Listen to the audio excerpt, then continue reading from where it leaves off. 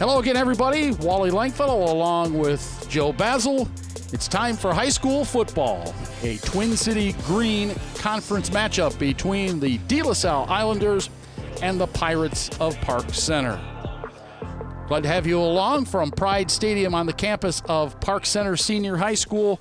The Park Center Pirates 0-1 on the season, playing host to the DeLaSalle Islanders. Winners last week, DeLaSalle was 30-12 over St. Anthony. The Pirates in green will receive the opening kickoff, and the Islanders kicking off on this soggy September night. An end-over-end kick that is going to take a hop and just die at about the 23, and it's up for grabs and out of bounds. And that will belong to the Park Center Pirates. So a conspicuous start to this one, but nonetheless, Park Center will get the football to start off. They only were able to get into the end zone once last week. Lost a tough one, 7-6 to Bloomington Kennedy, and I'm sure that they'd like nothing better than to get on the board right away here against this DeLaSalle team. As you said, that's a scary start right there. Not sure if that was on purpose, that little bloop kick there, but it could have been disastrous for Park Center. Almost worked, whatever it was. Yeah, it id. You just got a good look at Josh Diggs, number 5 in that backfield.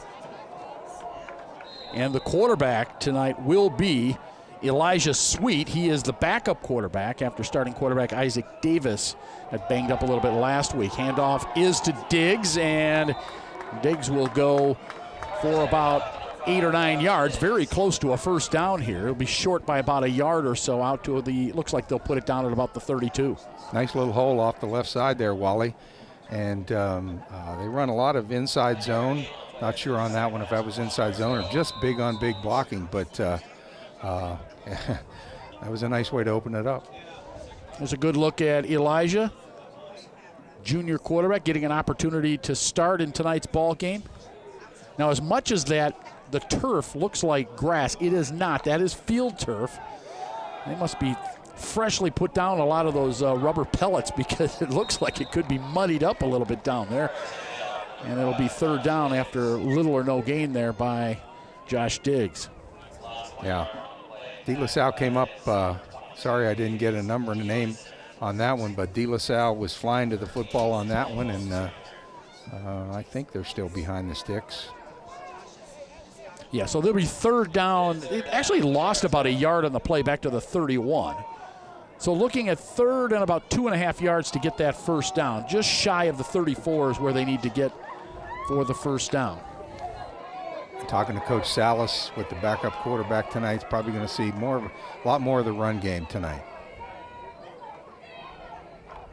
So on third and short, penalty flags fly, and that was a common theme for DeLaSalle last week. They were penalized, and the coaching staff told you this, 30 times last week against St. Anthony, but they won the football game, so maybe that's their recipe, huh? 30 times. I had the coach from DeLaSalle repeat that. I go 3-0, 30 times. Oh, my goodness. And, I've never heard that in all my years of being involved with football. He said it added, about another hour to the game. Yes, it does.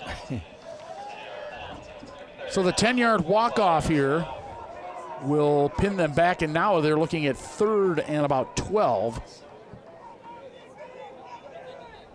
from the 22-yard line. The official indicated that it was a delay of game. That's a 5-yard penalty unless, is this double jeopardy or what's the deal here?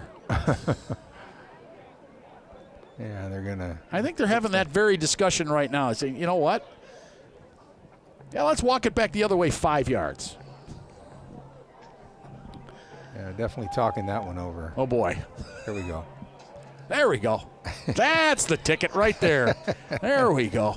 Well, it's early in the season for the officials, too. Oh, boy. Right? Second game, though. Or second week.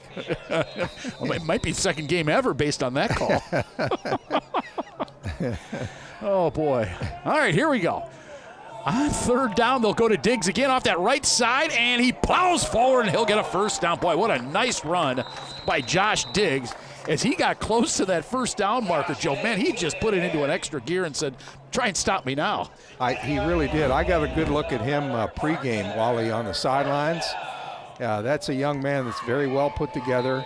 There's that extra couple yards right there. Oh, yeah. Man, that's a weight room run right there. it sure is. Yeah, you bet. Late in the run, and he exploded for about 5 more. So out to the 39. Excellent job by Diggs to pick up that first down. 1st and 10 at their own 39 now. And it's Diggs again. Why not? Yep. And there he goes. Out near midfield. He'll be stopped short of the first down. Forward progress probably has him about a yard shy of the first down. Yeah, just kind of put his foot in the ground, made a nice little cut inside in traffic, in the wash in there, and picked up a lot of positive yardage. I think we're gonna get a heavy dose of number 5 tonight. I have the feeling. I think we are. I'm not sure who his backup is, but yeah, look at that. Just a nice job knifing his way through the defense. 2nd and short here. See if they try and do something a little different on this play. Sweet. Yep, they do. Throwback.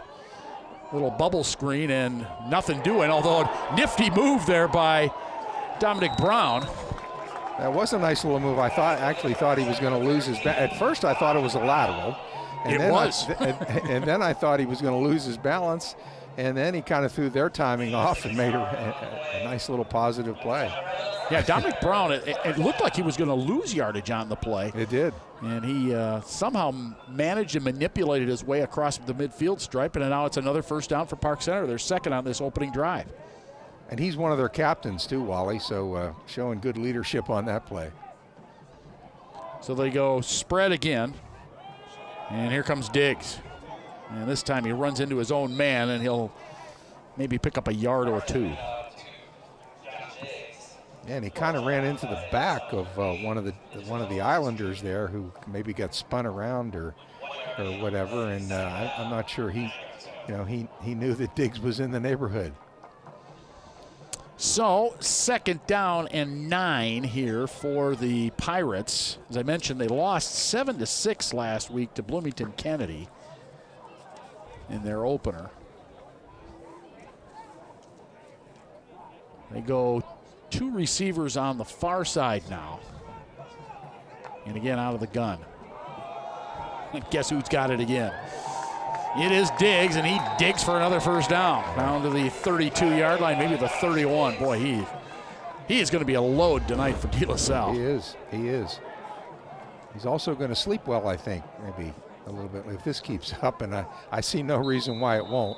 Looks like they might have even got his face mask there on the way down.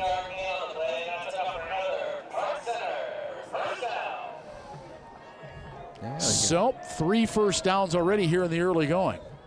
And Diggs does get a breather this time as he comes off.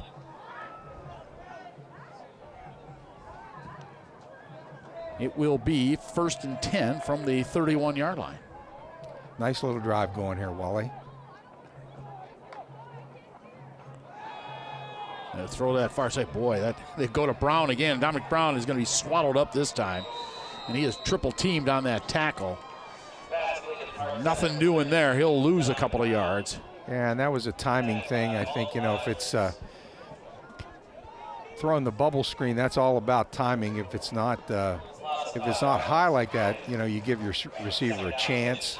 But he had to go up and get it, and that gave the defenders obviously an opportunity to close. Terrell McMorr, head coach of the Islanders, 1-0 on the year. Yeah, we got Terrell and his twin brother Sean. Sean coaches the D-backs.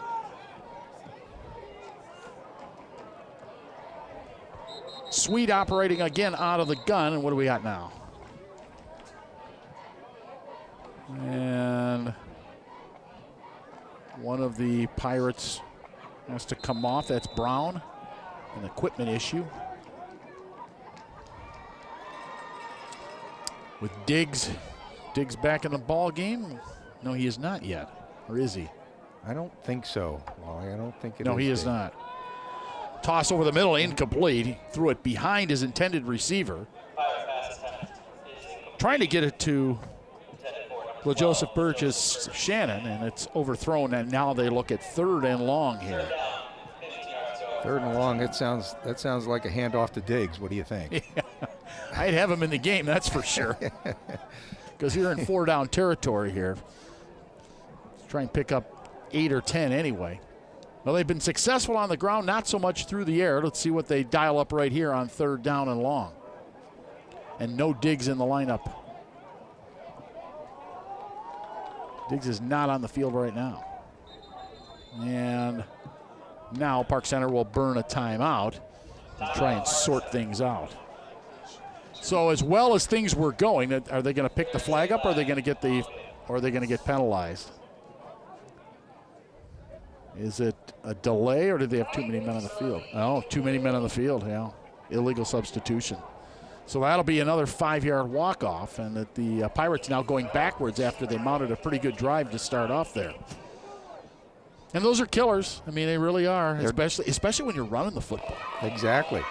I was just about to say, you know, with the run game like this first quarter is just cooking right along. And then all of a sudden a couple of hiccups here.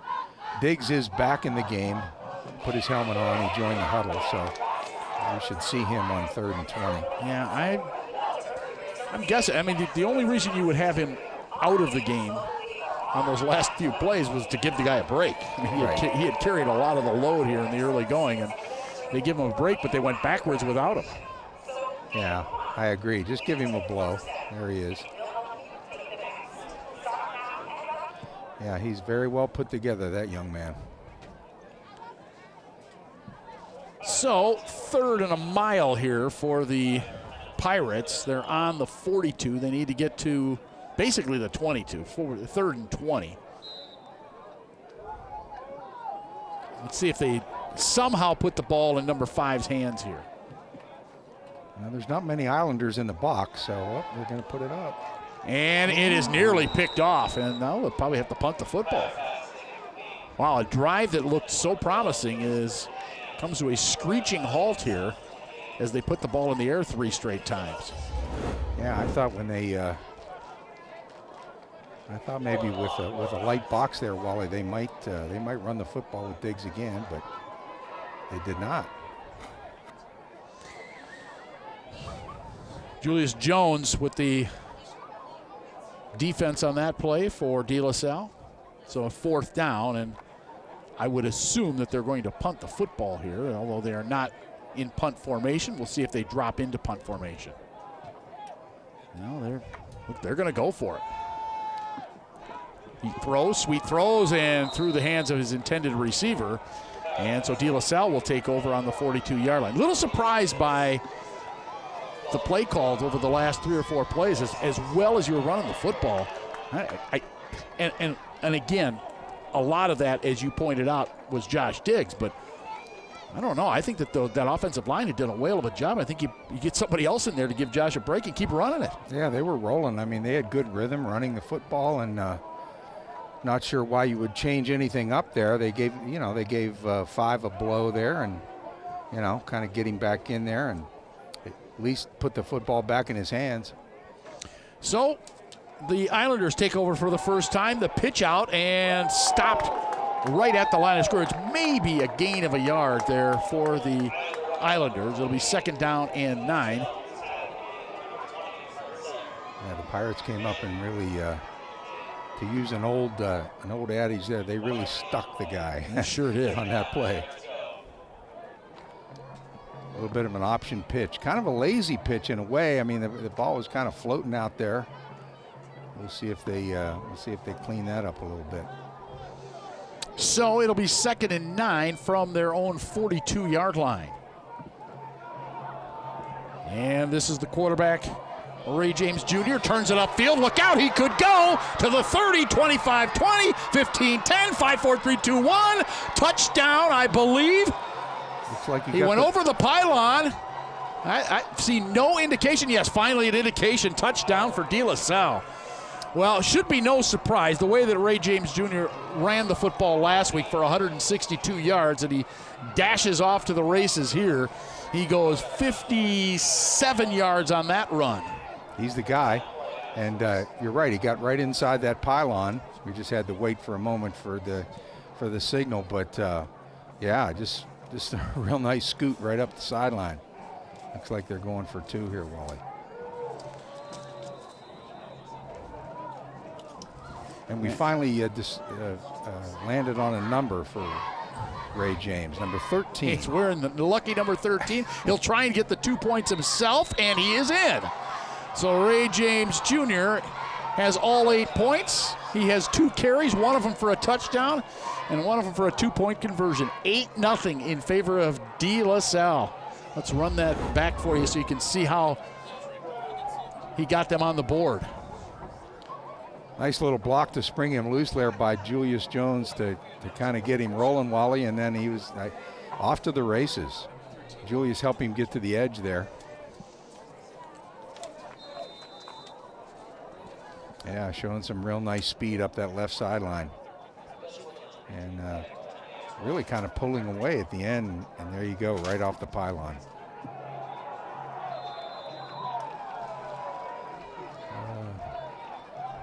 I think they just came back and kicked the extra point, Wally.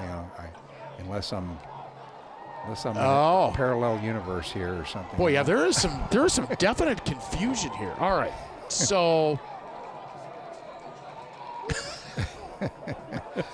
All right, so what we thought was the 2-point conversion was the actual touchdown, even though the official had his arms in the air. That might have been the same official that walked off 10 yards on the delay of game. That could be, because I definitely saw the signal. There's no question for a touchdown. I mean, after a moment there, and then the kick was good, by the way. so it is 7-0, not 8. Here's the run, and I mean, I don't know that we're going to be able. Let's see if we can tell on replay here whether he got into the end zone. He is. I don't know. That's a touchdown. I think so too. I mean, anytime you hit, if you hit the pylon, it's a touchdown. Yeah, and he was in. He had clearly crossed. Let's see, run that back again, slowly. Let's see. Look at that left knee. Is it down before the? I think that's across the goal line before that knee hits. I agree with you. Yep. But they got the touchdown anyway. They lead 7-0. So we'll call it a 56-yard run that got him to the 1, and then the extra point or the touchdown was actually a 1-yard plunge, and he did where Jr. deserved to get the touchdown after Ray James Jr. deserved it. Here's a kickoff return, and Brown could be going the distance. He's to the 15, and he has run out of bounds.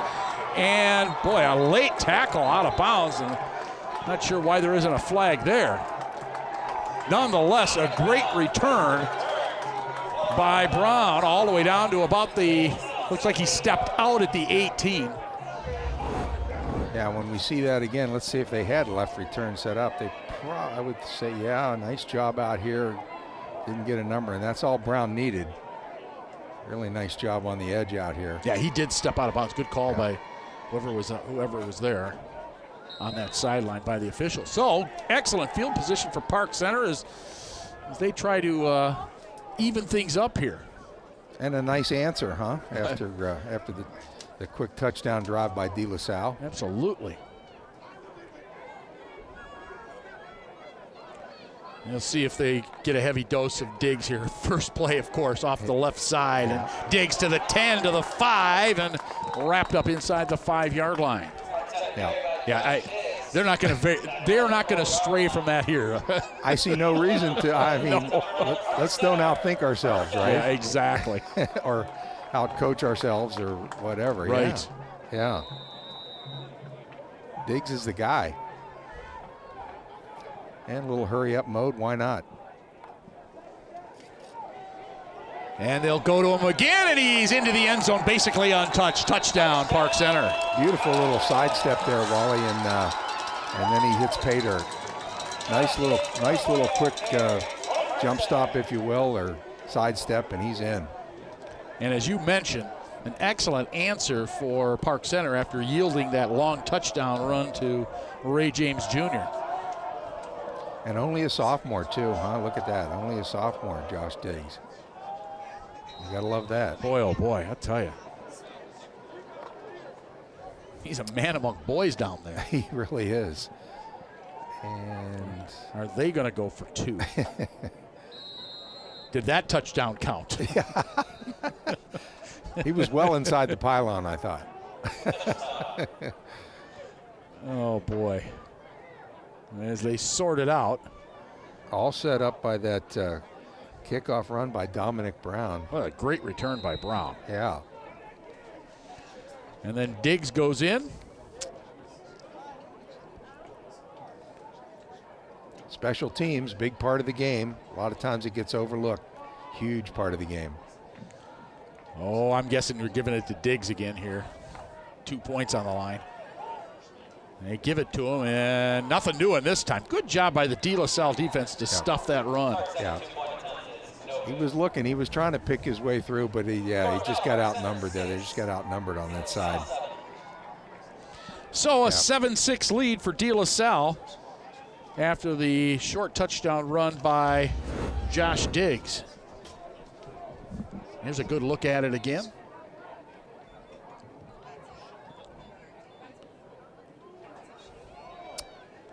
Yeah, nice little sidestep there. A little shot of Coach Salas. Coach Salas and the McMorr brothers are good buddies. They actually played college ball together. Really? Where at?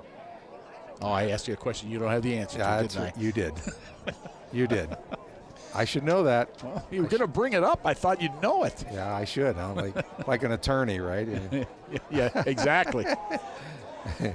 You're in a courtroom and you bring something up, you better have the answer. Yep, sorry about that. Because the judge and jury are going to ask. And right here, I'm the judge and jury. Yeah. Sorry about that. All right, so a 7-6 lead for DeLaSalle. They will get the football back here on the kick with the 1 point lead. And that speedy first quarter you talked about has come to a crawl. Although we had a couple of really nice runs to set up the 2 touchdowns. So Randy Coete will kick it off for the Pirates. 2 men deep for DeLaSalle. Low line drive kick. Very returnable, should be. And out across the 25 to 26 yard line. A nice little return by DeLaSalle's Israel Moses. Mm-hmm. Coaches told me he's their best receiver. That time he had a chance to return the football. Last week, 3 touchdown catches on 5 receptions for 136 yards for him. So yes, he has the hands and the ability to do just what you saw. Yeah. And I do know this. He's been offered by St. Thomas. Very nice. I know that piece of college information. Okay. I'll try not to trip you up. I'm glad you had the college information. You just didn't say, well, he's been offered. I'm not sure where, but he's been offered. Oh, yeah. 2 receivers either side. Here we go. And he'll bounce it off to the outside, and then penalty flags flying all over the place. And it'll be, this one will come back. I believe we'll have illegal procedures going to come here on the Islanders. I don't think they had 7 men on the line. No, holding. Yeah, I thought maybe where it was thrown, Wally. I thought that maybe was. It was such a quick flag. Yeah.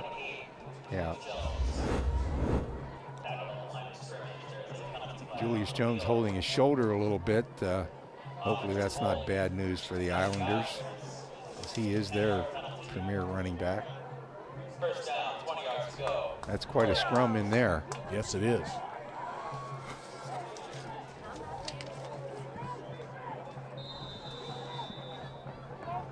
So it is a spot foul that brings it back all the way to about the 12-yard line. And they need to get out to the 37 for a first down.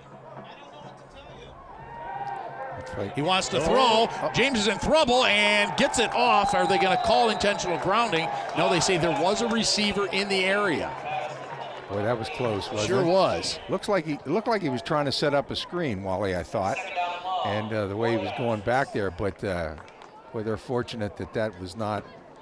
2 points the other way. Yeah, right, exactly. That's the 2 points they didn't get on the conversion. Yeah, exactly. Yeah, I think you're right. I think they were setting up a center screen there. And well, he definitely had his receiver right there in the area. Yeah, he had his running back there. Clearly, Julius Jones was there.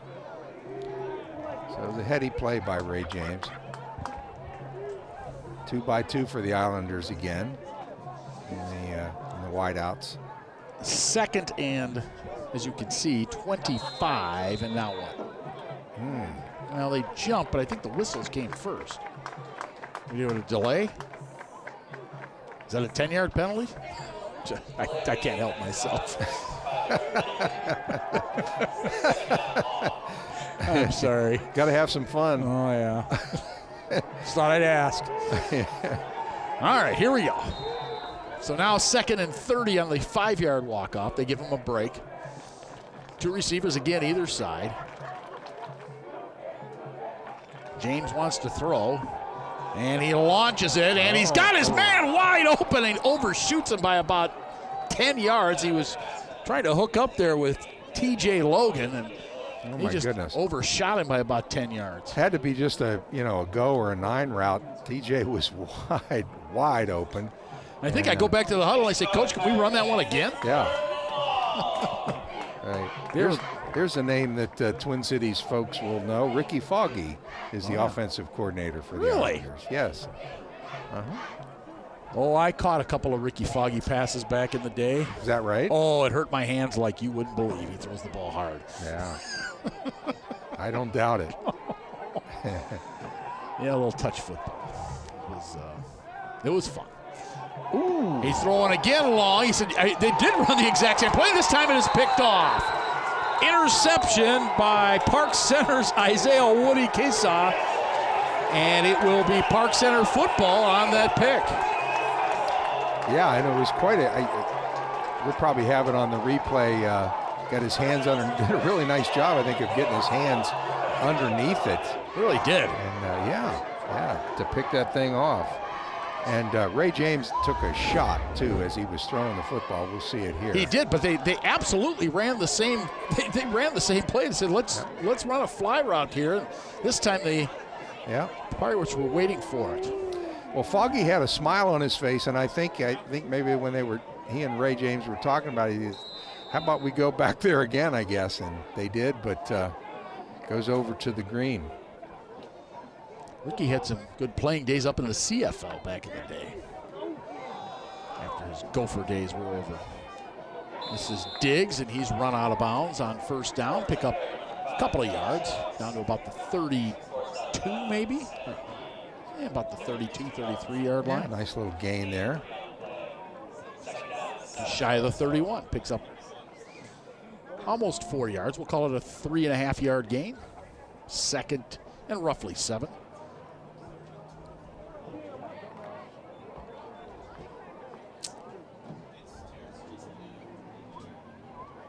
So receivers split to either side. It will be 2nd down, as I said, a long 6, almost 7. Walking their cornerback up here. Diggs again, boy, lots of running room this time. He'll have a first down and more. Down to about the 17-yard line. Puts his shoulder down too, Wally. I'll tell you what, he's a load. Yeah, he's not fun to tackle. No, I don't think he wants to come off the field, to be honest with you. No. Nice job putting the ball in his left hand on that near sideline.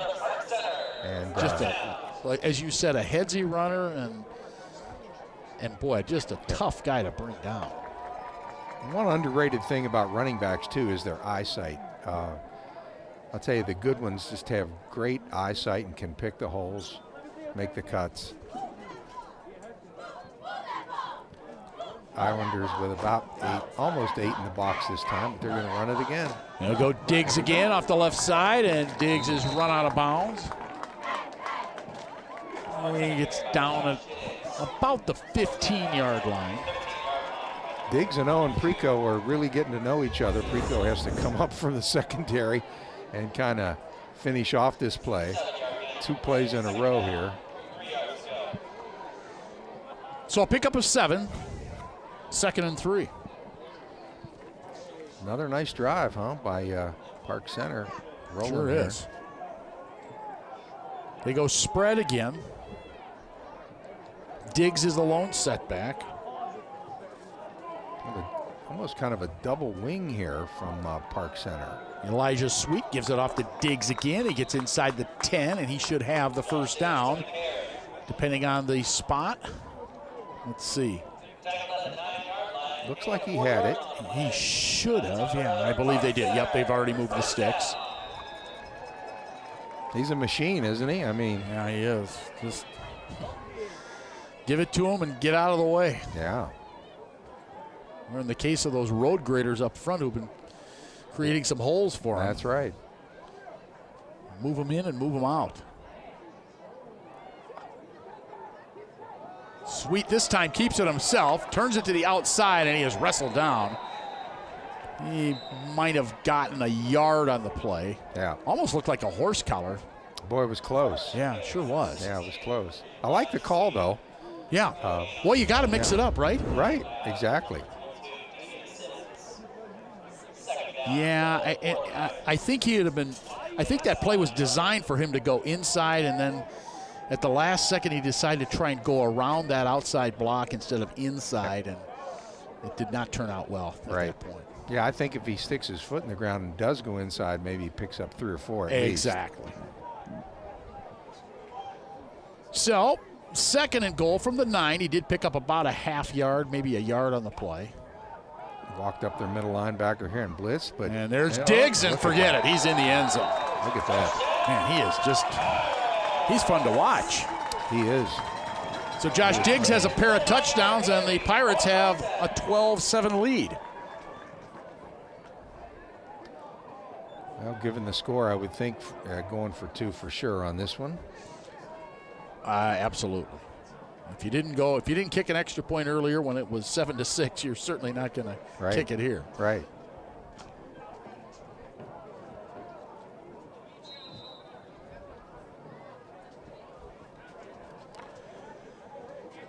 So let's see what the 2-point conversion play call is.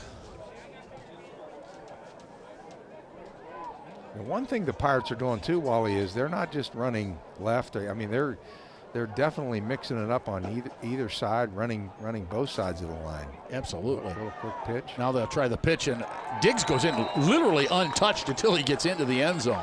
So the 2-point conversion is good, and it is now a 14-7 lead for Park Center. There's another look at that 9-yard touchdown run by Diggs. Just put his head down in that hole and barreled his way through the defense. Yeah, and as you said, basically just was unscathed, huh, going in there. Nice little job, nice little, I'm not sure he needed it, but Dominic Brown, nice little stock block on the outside. Allow him to go in unscathed. So a pair of touchdowns for Josh Diggs. All smiles and good reason for that. Doesn't look fatigued either, does he? No. He looks just fine. He said, when do we get the ball back? I want to do it again. Exactly. Well, I think the Islanders are going to have to commit at least one more guy to the box. Yeah. Probably an 8. Probably got to be an 8 box, I would think, and we'll see. I'm not sure that's even going to be enough, but they got to at least give it a shot.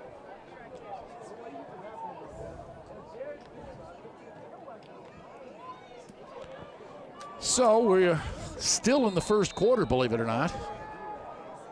Yeah, after the first 6 minutes went pretty quick. And a squib kick that's going to go out of bounds. And that should give them the ball at the 35 or the 40? What's the rule on that? I think they're, well, I'm not sure where it went out of bounds, but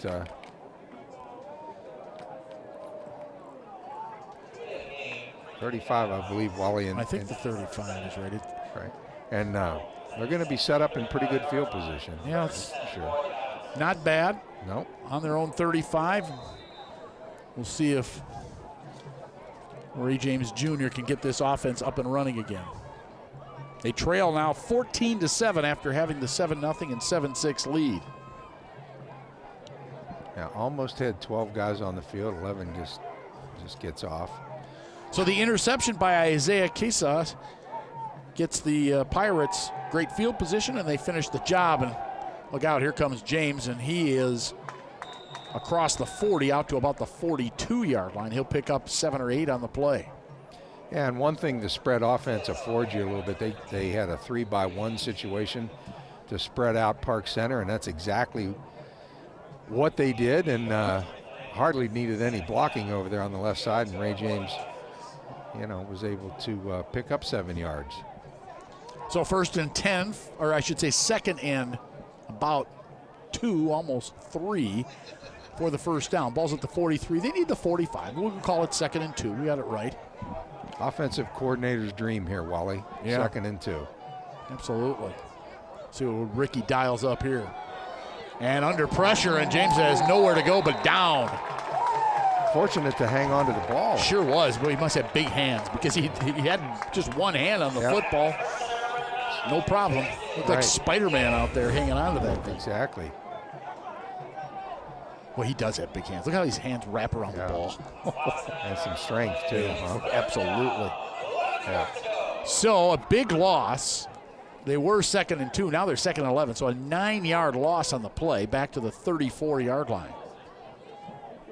And it'll be 3rd and 11 as time runs down here on this first quarter.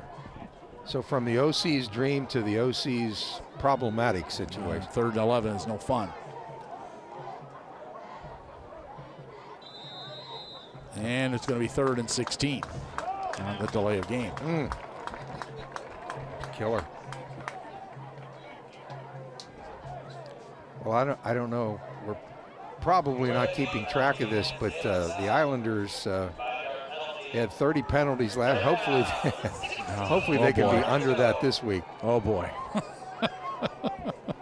My goodness. Are you getting paid by the hour? Yeah, right. Right.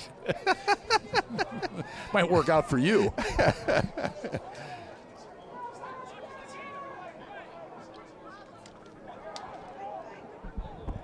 So 3rd and a mile here. 3rd and 16. Quick flip pass, and it is incomplete. Attempted to get that once again over there to Moses Jr. Israel Moses Jr. could not hang on. And he does some damage to his helmet there, I believe. Man, he really slammed that thing down. Yeah, he was not happy. Yeah, I'm not quite sure. I guess I'd have to see it again. I'm not quite sure who he's unhappy with. Ball looked like it was pretty much there, but might have been disappointed in his inability to haul it in. Yeah. Oh my goodness, that snap is going all the way back to the 5. Oh, a great job to recover and just get the thing off. And then take a nice bounce for DeLaSalle. Boy, that could have been a disaster, and now it turns into a pretty good punt all the way inside the 35-yard line. How do you like them apples? So TJ Logan with a great play back there to field that thing that went about 5 yards over his head. And he somehow managed to bring it back in. That is the end of quarter number 1. Our score here from Pride Stadium on the campus of Park Center Senior High School. It's the Pirates of Park Center 14, DeLaSalle 7.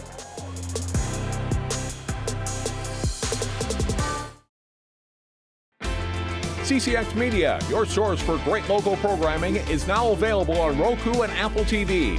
Our free app allows you to stream all 3 of our channels live. You'll also have access to a large on-demand library, including daily newscasts and full sporting events. To find the app, go to the store and search CCX and download our free app. Then sit back and enjoy all of your favorite local content. Now available on Roku and Apple TV.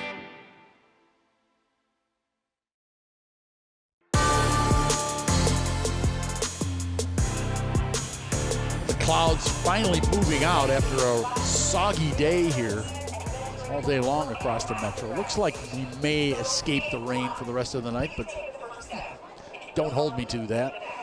Got some interesting cloud formations out. Not football formations, but cloud formations over there. Yeah, I think we're maybe going to be all right. Nice football weather, though. After last Thursday was boiling hot. Yes. I did Minnetonka and Edina, and then last night I was doing Osseo Moundsview, and it was warm last night, too. Yeah, Jay and I did a game last week at Brooklyn Center. And here goes Brown again. Look out. He's across the 50, 45-40, 35-30, 25-20, and he is finally run out of bounds at about the 15-yard line. And there is a flag on the play, however. Let's see what this flag is about. And it is a hold, and this one's coming back. And the spot is the 43, so not the worst thing in the world. They'll be 10 yards from there, and they're still going to get a good chunk of yardage, but they will not get the 15-yard line that Dominic Brown had earned on that spectacular catch and run. Dominic Brown, big play guy, huh? Big Couple play of them guy already. Yeah. Let's see if we can see the hold here on this. Just a little hitch route, which is a nice safe play for the new quarterback. And Dominic turns the Jets on from there. I don't know if I... Yeah, they're waiting to move the chains here. They finally get them. You saw on the top of your screen there. They finally hustled in right at the last second. And they'll give it off to Diggs, and he spins his way across midfield, still on his feet down to the 42-yard line. And that should be another first down. They say he fumbled. And DeLaSalle thinks they have it. I think Park Center the officials may rule that he was down prior to that. I think he was, Wally. From our vantage point anyway, I thought he was down. Let's see. Let's see, Diggs. Boy, he's just picking his way through there. Incredible. Yeah, he's down. Good learning experience for the young man, though. Just, kind of high and tight until the play is called or everything's over. Yeah, I probably don't want to just set it there like that. No. You do risk the opportunity for the official to rule the other way. You don't want to do that. Take it out of their hands.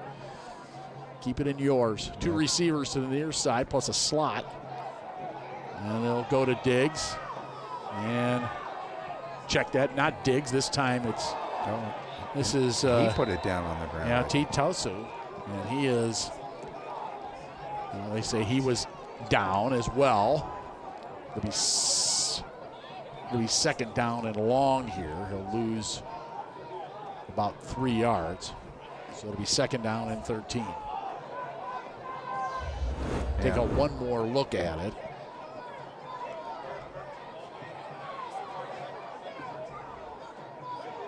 Yeah, his progress had been stopped, I think. That's what they ruled. Okay. He clearly fumbled before he went down, though. But it looked like his progress was they kind of raked him there, I thought. And second and 13. I think if that had happened on the other side of the field, on the DeLaSalle bench, it might have been a fumble. Just saying. He'll go to Diggs this time. But check that, not Diggs. Yeah, Park Center's got a whole stable full of running backs that are more than capable. This time it's number 9, Jason Diggs. Jason Diggs, yes. So Josh, the sophomore, Jason, the senior. And one of their captains. What a nice run. Jason saw a hole and then said, forget it. Look at how many tackles did he shed. About 5 tackles before they finally got him down. Just ran right through him. He said, who's that Josh Diggs guy? Just ran right through him. Wow. Awesome run. So I was right. It was Diggs. It was the other Diggs. Nice toss, nice catch. Down to about the 9. Still on his feet and battling is Burgess Shannon. Yeah, nice little pitch and catch from the backup quarterback to Shannon. And a nice little run after the catch, Wally. So, yeah, he got about 8 or 9 yards of yak there. Yeah, exactly. And it will be first down and goal, and the Pirates continue to move the football. Another impressive drive by Park Center. You kind of feel like Sweet is sort of moving into the position a little bit, huh? I would agree. More comfortable. I would agree. As the game goes along here. Elijah Sweet looking. He'll toss a jump ball, and it is caught for a touchdown. Park Center. Boy, a really nice catch by Burgess Shannon. And Park Center extends their lead to 20-7. Yep. Puts it up there where either Shannon's going to get it or nobody's going to get it. And not sure if it was a back shoulder or not, but yeah, very nice job. Floated it up there. I'd like to throw the alley-oop to that guy in basketball, the way he went up for that thing. Exactly. So the 8-yard touchdown hookup.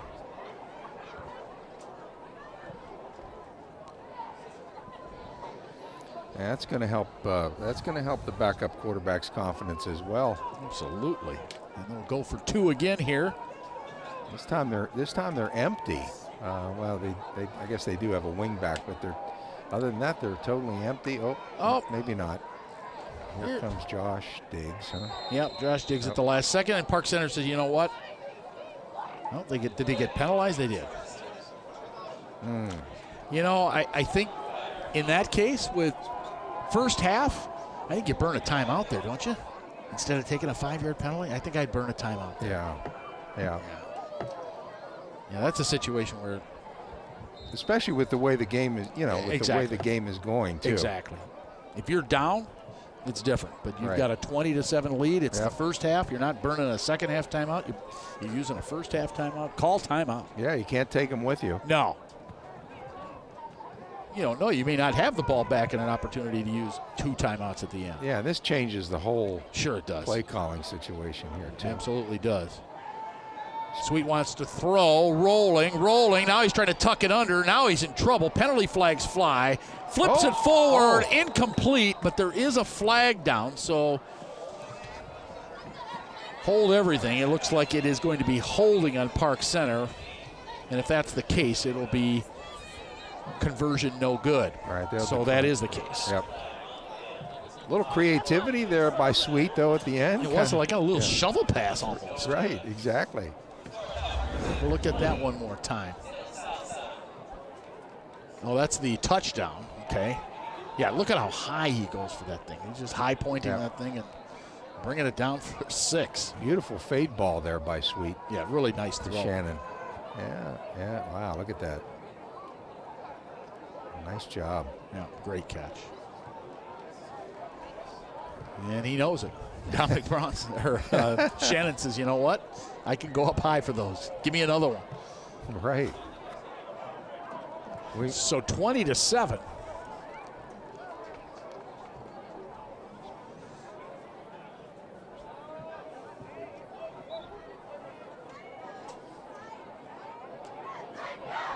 Well, we'll see what kind of answer we get from the Islanders here.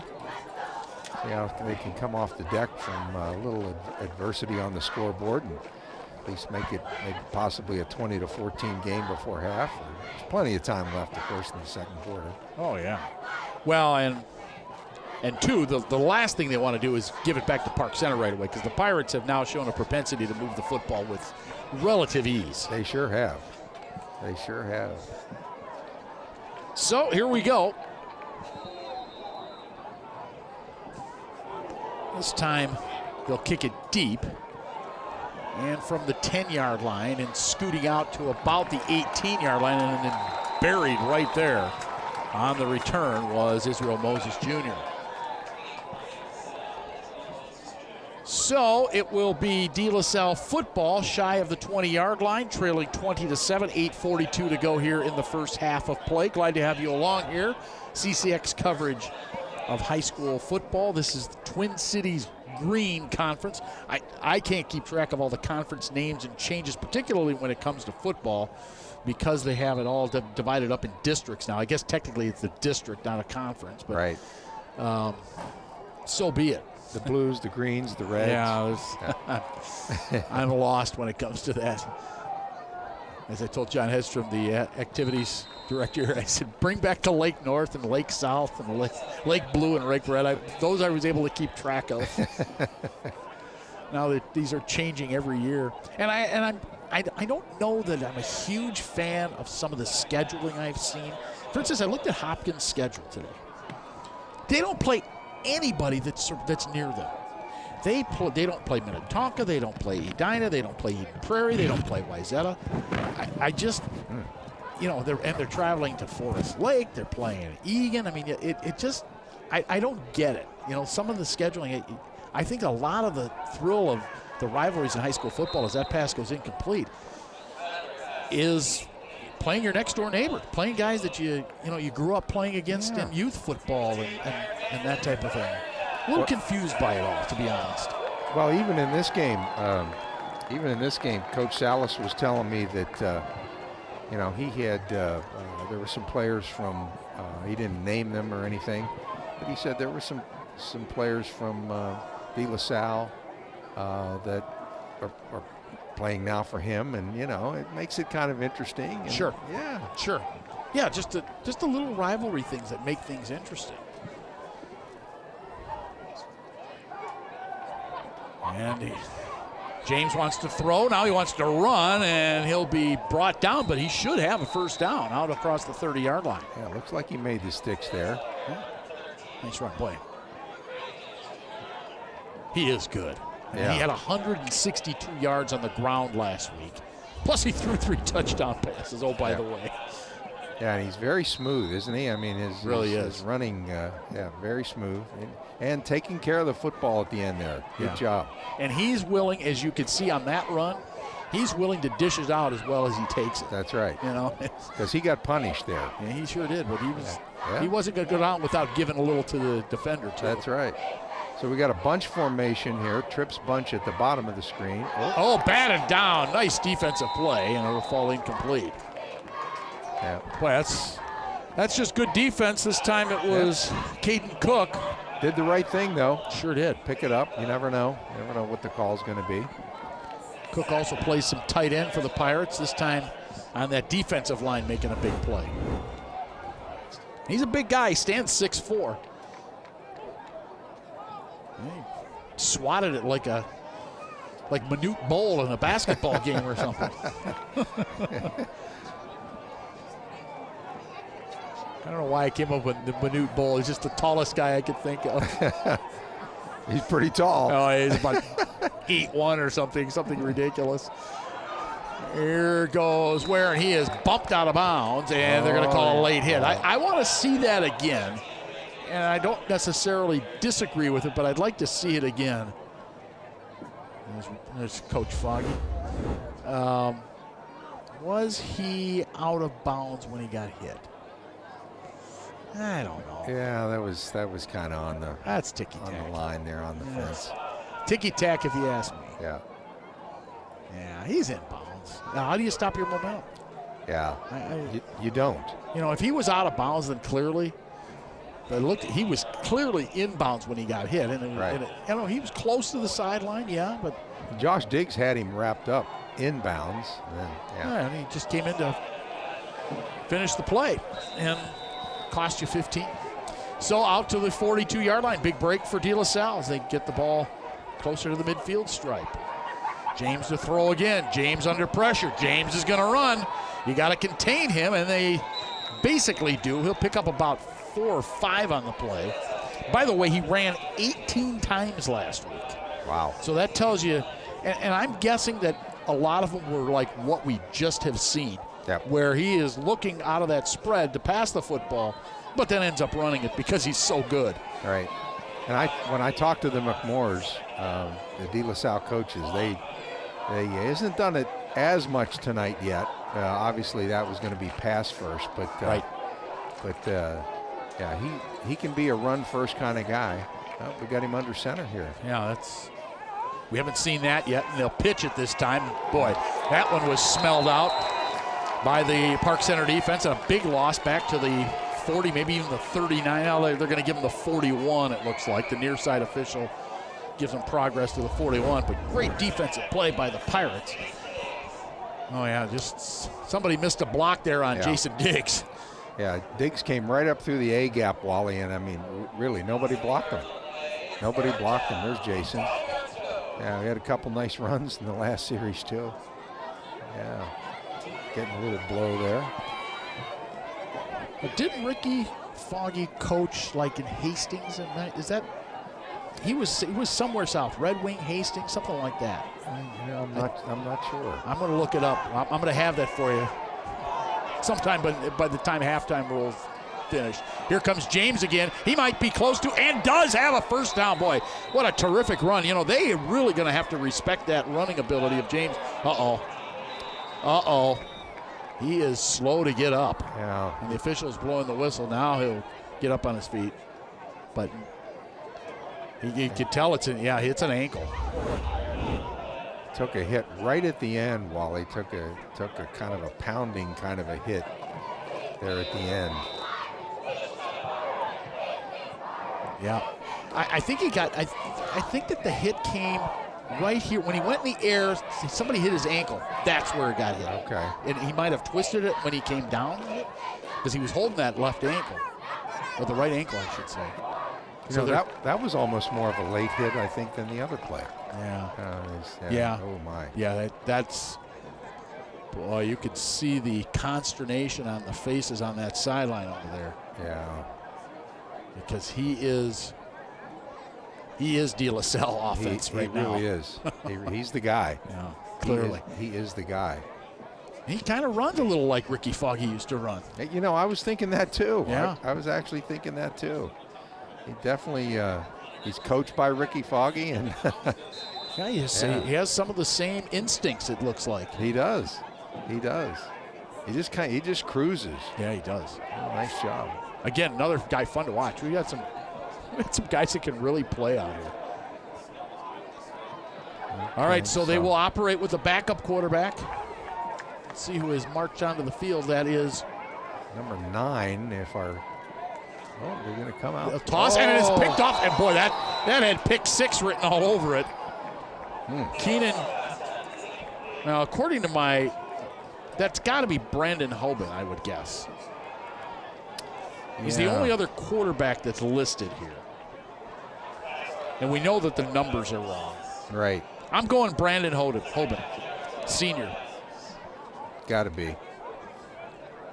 Usually when you're especially in that situation, you're not throwing the ball where you give. Oh, that looked like it looked like the defender on that particular play was the intended receiver, Terrell Thomas. He's going to be seeing that one in his nightmares tonight. Just straight ahead, but nothing there. No, that was Ramel Bell. Nothing doing. So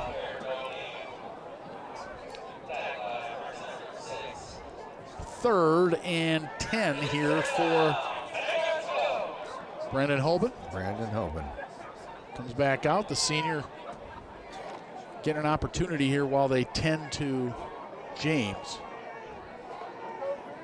Well, you got to hope that James comes back in this football game. Oh, exactly. Oh, my. Oh, boy. That might be on Park Center. Let's see. We'll have a discussion on this. Brandon Hoban thinks so. Well, he wants so. Yeah, he's hoping to get an easy 5, huh? He'll take anything right now. Oh, yeah. They called encroachment on him. Okay. So. Coach Salas is shaking his head. He did not like it. 3rd and 5 now. Let's see it again. Oh, yeah. Well, Coach Salas is a former D-line guy, so I'm sure he's, come on, guys. Just watch the ball. Yeah. You're right.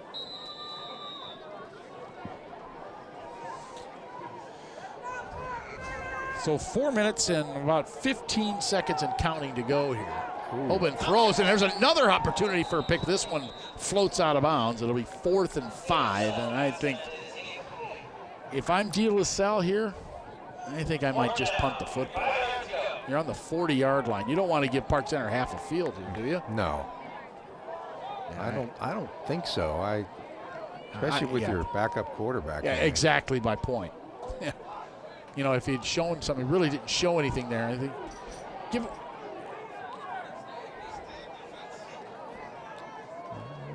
Let's see. Yeah, they're going to punt the football. Yeah. Yeah, you have to punt the football. You don't want to give Park Center half the field. The way they've been moving the ball. Nice snap and punt. Punt by Logan. And takes a nice DeLaSalle bounce, and this is exactly why you punt. Ball's now down to the 10-yard line. Yeah, and Brandon Hoban maybe get a chance. Well, maybe you get a chance to Hoban go on the sideline and warm up a little bit, throw the football around a little bit, get himself more acclimated and come in next time. Right. Unless he's playing defense, too. It looked like maybe he kind of was. I think he might be. Yeah. It's like he was getting ready to play defense. So much for that.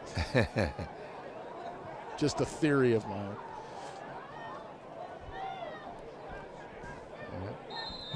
There's Coach Terrell McMore, the head man for the Islanders. Elijah Sweet leading Jason Diggs and himself back out onto the field. Or Josh Diggs, I should say. Plenty of time left here for the Pirates, huh? Absolutely. On first down, why not? Give it to 5. Josh Diggs across the 15 to the 20, and he'll go out of bounds near the 20-yard line. You know, the one thing I've noticed, Wally, about the Park Center O-line guys, especially their center. Their center seems to be the guy up front making the calls for the O-line. You know, they'll make kind of a little bit of a brush block, and then they get to second level, which really helps Diggs, and helps him at the second level. No question. And he has second level bursts of speed, too. He really does. He doesn't need much when he gets there. No. 2nd and 1, picked up 9 on the play, out to the 19-yard line. Sweet wants to throw, and he's going to throw it up, and he goes again for Burgess Shannon, and this one falls incomplete, so it will be 3rd and 1. Not a bad play call. The execution wasn't there. Right, little too right at 3rd and 1, or now it's 3rd and 1, I guess. But 2nd and 1, sure, take a shot. Take your shot downfield. Rumor has it they've got number 5 in the backfield. I'm betting the house on 5 on this one. Right. If nothing else, you want to keep the clock running, even if you don't get anything out of this. Make sure DeLaSalle doesn't get the football back. Right. Or leave them very little time if they get the football back, of course. And a first down across to the 25-yard line. Yeah. So good execution that time by the Pirates, running the football. That'll move the chains. That'll stop the clock temporarily. Well, the Pirates would like nothing more than to run some clock and get some more points before the end of the half here. That's for sure. Yeah, exactly. A little smile on Coach Salas's face. They're having fun along that Park Center sidelines. Well, they should be. And why not? Yeah. 20-7. They've played well. Pretty much having their way, huh? Yeah. Offensively, well, even defensively. They've made some big plays on defense, batting down passes. They'll go to the other Diggs. This is Jason Diggs across the 35 to the 40, and he is wrestled down there. Boy, Jason and Josh Diggs are doing a number. They really are. Right, Diggs Incorporated. Huh? Yes. I mean, yeah, wow. That is some kind of a 1-2 punch. It really is. And as you can see, Jason, who also has speed of his own, but he has got some size. He does. They're two different kinds of runners, both, though, with their own kind of explosiveness. Exactly. And Jason is thick. Yes, exactly. Right? That's what I was getting at without saying it. Yeah. You took the words out of my mouth, or actually put them in. Here comes Dominic Brown with that whirly-bird move, and this time it's going to cost him. Yeah, he kind of went backwards. He should have just kept going north-south on that one. I'm sure his receivers coach will remind him about north-south versus east-west. Yeah, I think that might be what Adam Verkulen was telling him right there. Walked over and said, hey, just go straight ahead. You'd have had 3 or 4 more yards. Yeah, because Brown's a dangerous fellow himself. Exactly. Brown didn't want to have anything of it. He said, no, I'm going for 6. Not 6 yards, 6 points. Sweet again out of the gun. And it's back to Josh Diggs. And he'll have first down yardage into DeLaSalle territory. Yeah, they are just pretty much doing anything they want in the run game here. Yeah. And they've really been they've had their way all day at the run game. They have. So he picks up 9 on the play. And with, as you see, 2:05 to go here in the half. The Pirates grinding their way to perhaps yet another score. Could be making it really difficult for DeLaSalle come second half. Sweet wants to throw. Pump fake. Oh, the grab by the face mask. And Sweet's looking up and saying, hey, they were grabbing my mask. Obviously he was sacked, but Park Center will burn a timeout here. If we get a chance to look at that again. Did they grab the mask or did they just hit his mask? I thought that they grabbed him. Yeah, it was underneath. Yeah, I guess he was right underneath. It was Brandon Hoban, actually. On the tackle. I want to go back. I'm not sure about the call. I'm not sure. You still got plenty of time. You got 2 timeouts. Right. Yeah. 1:56 to go. 2 timeouts. What are we looking at here? Second and long. Yeah. Yeah. I think you're doing DeLaSalle a favor when you're not running the ball. Right. Yeah. Just run the football. Right. Now. Because when you pick up a first down, you get the clock stop too. Right. Exactly. And you had 2 timeouts, and now you might be putting yourself in a spot here. Yeah. They're 3 by 1. And what do we got here? Third and. I don't know if it's 3rd and 10. No, it's, 3rd and about 20 to go here. They'll try the quick toss and the catch, and look out across the 40 down to the 36-yard line. Very close to a first down on that nice catch. They go to Latrevion Adams. Really nice job after the catch on that one. Very nice job. So Adams does get the first down. Picks up 22 yards on the play. Wow. Park Center really showing some weapons here tonight, oh my Wally. Goodness. Huh? They got guys. Yes, they do. They got guys. As they line one of those guys up wide, that's Shannon split wide to the right. Yeah, looks like number 5 back in the game here. Sweet to Pass throw, blocking. throws on the run and throws it out of bounds. Once again, trying to get it to Adams, who just made that terrific play moments ago. Yep. A little sprint out action that time by Sweet.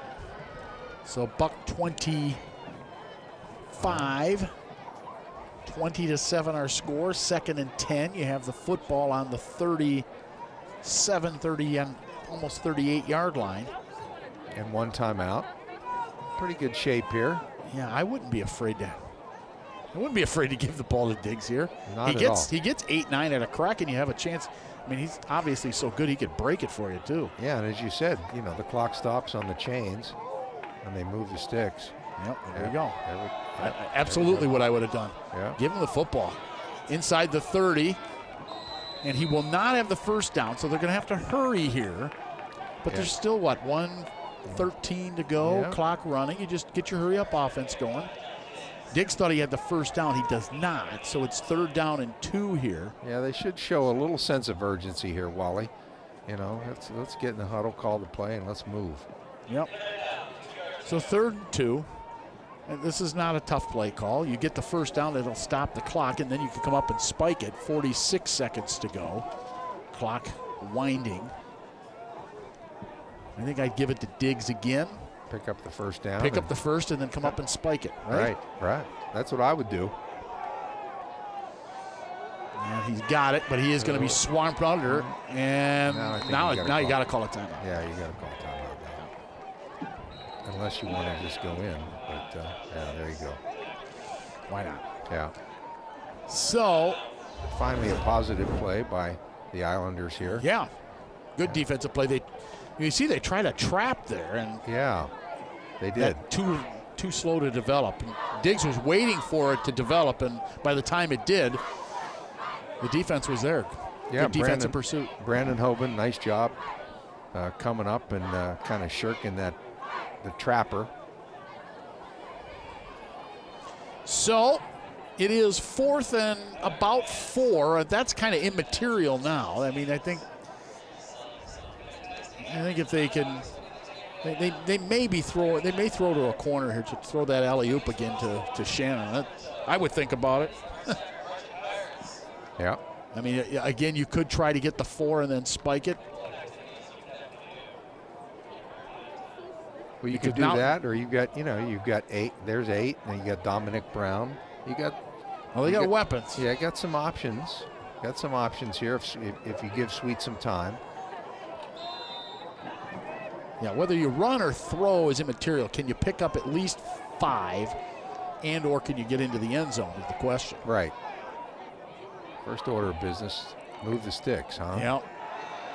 Yeah, and they're gonna go for it. Throws to the end zone. It's a jump ball, and it is incomplete. But they're gonna call interference.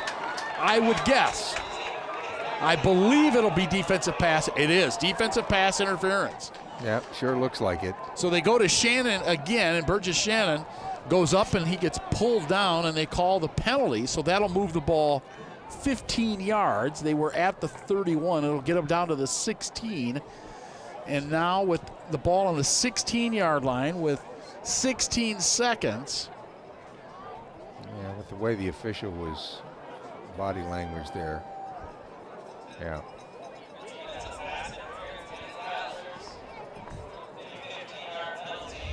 So take a look at it again, see if they. He puts it up there. That's pretty good strategy. Yeah, he was pulling from behind. I think it was a good call. You know, it looks like Julius Jones was just yanking on him from behind there. And the official standing right there. Excellent position by the official. Yeah, right there in front of him, Wally. Yep, could not miss that. So, here we go. 1st and 10. Sweet rolling. He's going to throw into the end zone, and it is... Oh, my goodness. Incomplete. And it'll be 2nd down. Trying to get this time to Caden Cook, the tight end. Looked like he had it momentarily, didn't it? Yeah, he did. Yeah. I like the play call again. Yep. Mix it up. They go to Caden Cook this time. They hadn't really called his number yet. Right. You know, the other thing, too, that they had now, you know, with Diggs and his running ability and everything, you know, the other thing is to swing him out of the backfield a little bit. I'm not sure if, you know, what kind of a receiver he is, but can you imagine him out in space on like a little swing pass? Yeah. Boy, that was nearly a 6-pointer. Let's see if, now what? Is this delay? Yeah, because they didn't have a timeout, right? Correct. So, yeah.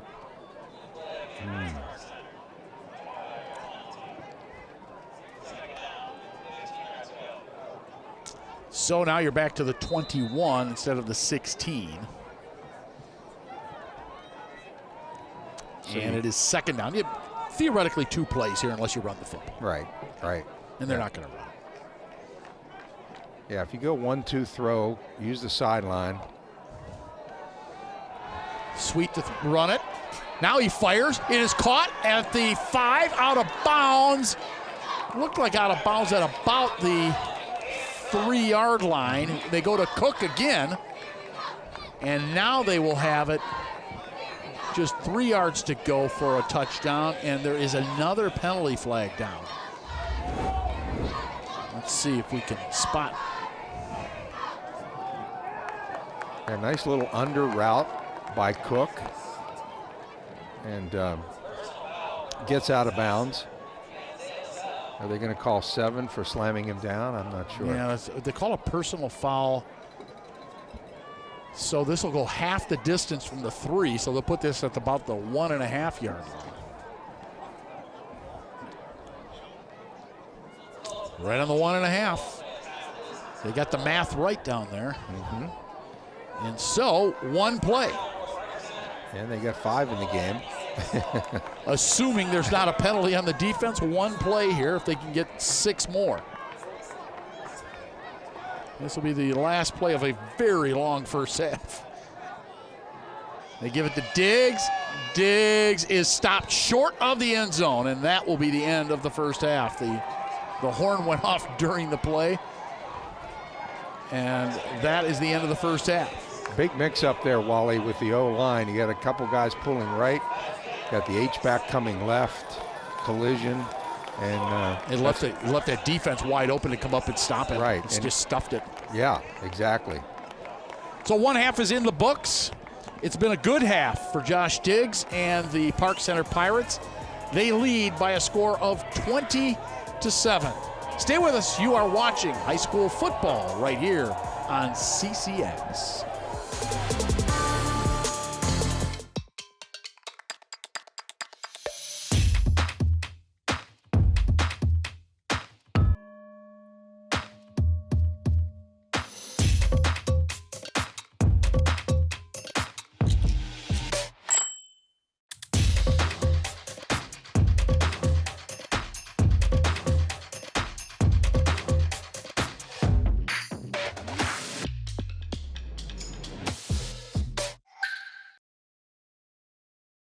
Mom was always organized, but she started forgetting to pay her bills on time. And she'd buy the same gifts over and over. Telling the girls about my Alzheimer's diagnosis was really hard. At first we had our cries, but then we were like, okay, let's make a plan. Early detection gave us time to adapt together. It's so important for you to think about what you can do and making the most of what you have. If you or your family are noticing changes, it could be Alzheimer's. Talk about seeing a doctor together. Jason, let's go see your room.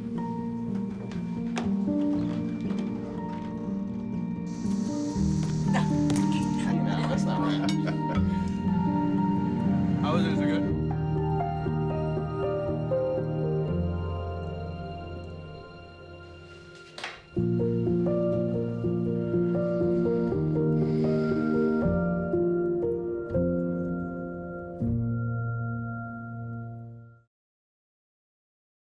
What if you could feel in control of your retirement in just a few clicks?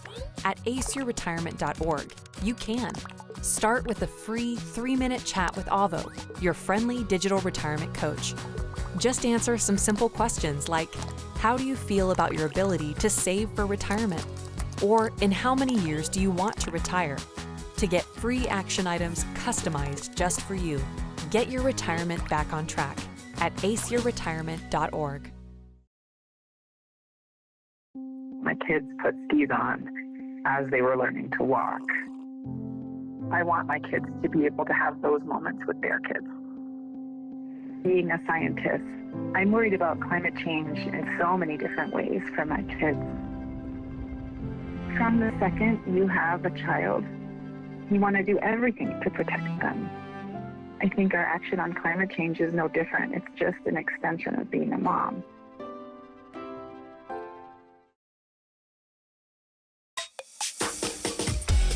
This one's for the real ballers and shot callers, the sisterhood of women in tech. They're discovering cures, building apps, and programming the blockchain. They're CEOs, worldwide hustlers who can make it rain. They're tearing down the old boys club and seeing big gains. Because when women in tech come together, you know they make that change.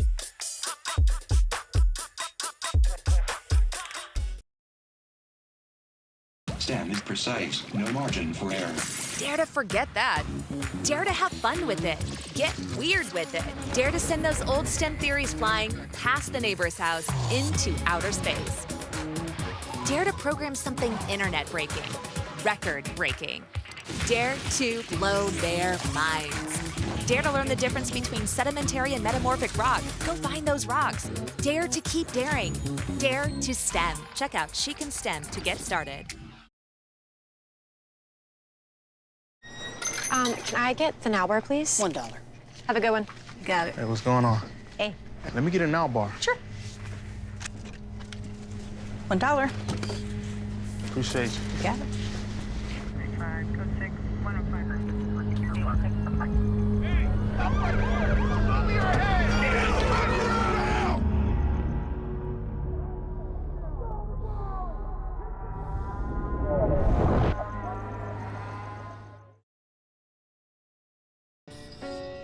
I'm a first-generation Filipino American. You don't always feel you're a part of the country you live in. It's this weird middle space sometimes that you have to live inside of. But when you meet others that are also living in that space, you'll learn to know that it's its own unique space too.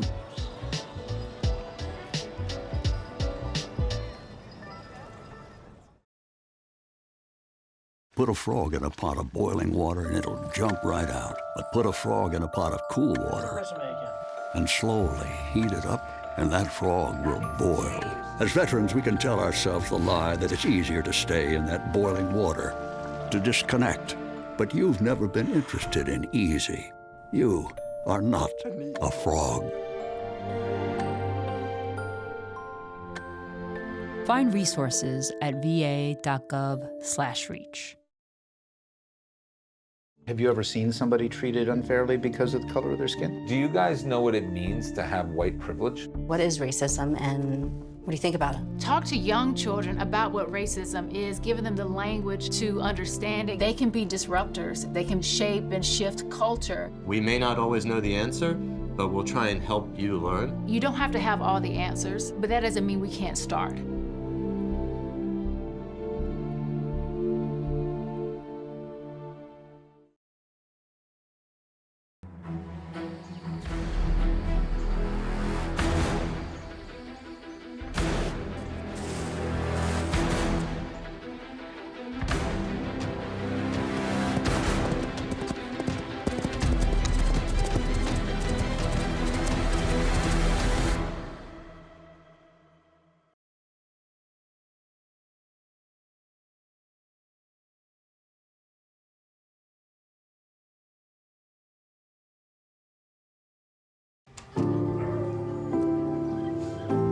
Owen, when you came into my life, it was a whirlwind.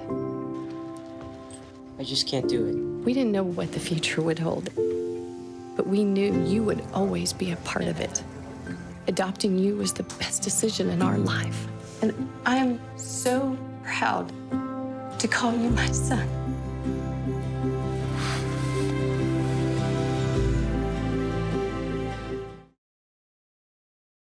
My father instilled in me the commitment to hard work. He came to this country from Michoacan as a farm worker. My mother and my father had COVID early on. In order to stay safe and be around our players and my family, I took the vaccine. An hour after, I got a workout in. I may not be anybody in this world, but when people have an interaction with me, I provide my best. Maya is 5 years old. We coach her. Others are important. Believe in health, in loving other people. That's what we do. The family's visit to the forest inspired a beautiful question. Mother, mother, am I a tree? You tell me to stand tall. You tell me to stay rooted. I think I am a tree. My child, of course you are. But what kind of tree will you be? The kind to hug or the kind to climb? Doesn't matter what you choose, so long as you choose to be a tree that's kind. Make the forest part of your story at a park near you. Find one at discovertheforest.org.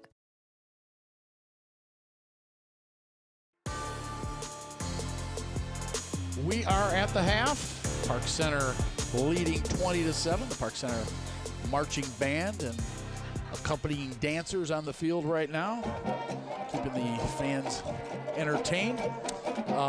Pretty entertaining first half, actually. Lots of scoring. We nearly had yet another touchdown at the end. Stopped at the 1-yard line was Josh Diggs, but this guy, Ray James, got the first score of the game. This was not ruled a touchdown, although we thought it was, based on the fact that the official's arms went up in the air and the fact that he actually did score. But nonetheless, that set up what turned out to be a 1-yard touchdown plunge. And then with the extra point, DeLaSalle had a 7-0 lead. That run by James, oh, by the way, was a 57-yard run to set up the touchdown. But this guy was answering the call all day long. A 7-yard touchdown run with 4:24 to go in the first quarter. Cut the deficit to 7-6. And then Diggs again from 9 yards out. Made it 14-7 after the 2-point conversion. And then they take the 20-7 lead on this alley-oop from Sweet to Shannon, 8 yards, and a 20-7 Park Center lead here at the half. And as you said, Joe, and you said it, Park Center has really had their way on offense, moving the ball up and down the field. Yeah, they really have. And, the game of football particularly is a game of adjustments, and that usually happens at halftime. It's a game of rhythm and a game of adjustments, so it'll be real interesting to see what DeLaSalle does to adjust to number 5 and how much he's rushed the football. And then, of course, they need to get number 13 back on the field. That's going to be key. Yeah, that's the key to whether they are DeLaSalle is going to be able to make a run in this second half, is can they get Ray James Jr. back out onto the field. He was hurt late in the first half, and their offense sputtered without him out there. We'll see if he's able to come back and if DeLaSalle is able to come back. They trail 20-7 here at the half. We'll be back with the second half in a few moments. Stay with us. As a scientist, I know by the time she takes her first breath, 9 billion more tons of carbon pollution will be in the air. When she takes her first steps, wildfires will have burned millions more acres she could have explored. By the time a child born today goes to college, it may be too late to leave them the world we promised. Our window to act on climate change is like watching them grow up. We blink and we miss it.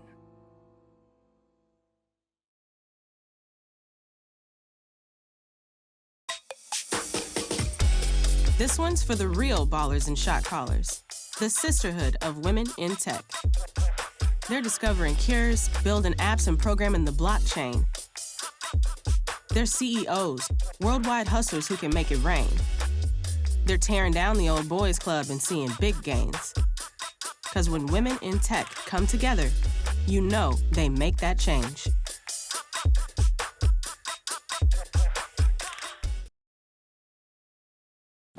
You are loved. You are valued. You are resilient.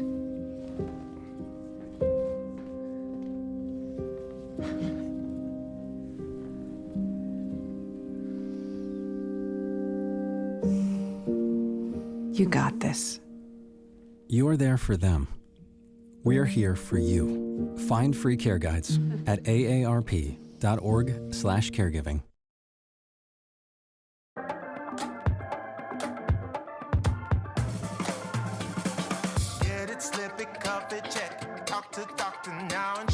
Get it, slip it, cuff it, check it. High blood pressure silently affects millions of Americans. Staying on top of your blood pressure is as simple as these 4 easy steps. Self-monitoring is power. Visit manageyourbp.org to learn more. I am so glad you ladies are here. You each have your own rooms. Thank you.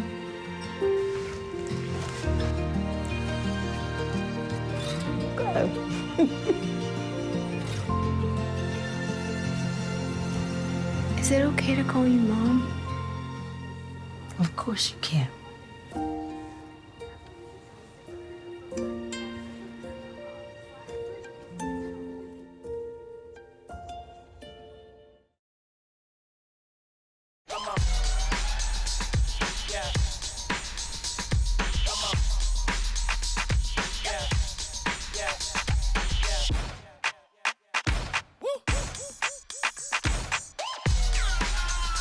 You're not going to get it all right. Just make sure you nail the big stuff, like making sure your kids are in the right seat for their age and size. Get it right at nhtsa.gov/the-right-seat. Have you ever seen somebody treated unfairly because of the color of their skin? Do you guys know what it means to have white privilege? What is racism and what do you think about it? Talk to young children about what racism is, giving them the language to understand it. They can be disruptors. They can shape and shift culture. We may not always know the answer, but we'll try and help you learn. You don't have to have all the answers, but that doesn't mean we can't start.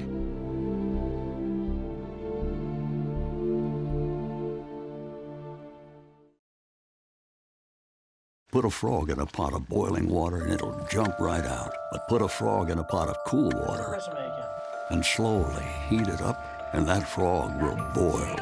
As veterans, we can tell ourselves the lie that it's easier to stay in that boiling water, to disconnect.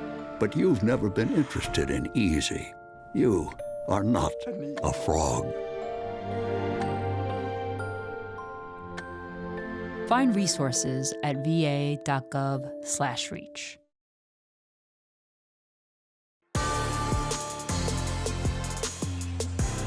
More football on tap here. Second half about to start. Park Center pretty much dominated the first half of this game with the exception of that Ray James long run and then ensuing touchdown run. And the big question is, will Ray James be back out there in the second half? It did not look good based on what we saw there on that play where he got hurt and he was being tended to on the sideline. But we hope for the best for him and for the Islanders of DeLaSalle. And when you rely so much, I mean, last week he threw 3 touchdown passes. He ran 18 times for 162 yards. I mean, this guy is carrying the load. Yeah, really is. He's the straw, as they say, that stirs the drink, huh? And yeah, he definitely looked like he had a pretty good limp going over there, Wally, when we last saw him on the sidelines. No doubt. So here we go, second half. Glad to bring it to you. Wally Langfellow along with Joe Basil. The Pirates will kick off to begin this second half. And the boot is going to be fielded and brought out to about the 22-yard line. T.J. Logan there on that return. T.J. Logan, the punter, as well for the Islanders of DeLaSalle. He'll stay on the field and play some offense. Good coverage there by Park Center. They've shown some pretty good special teams work tonight.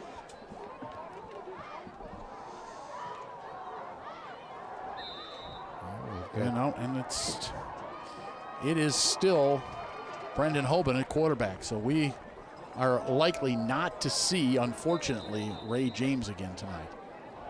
That is too bad. That is too bad.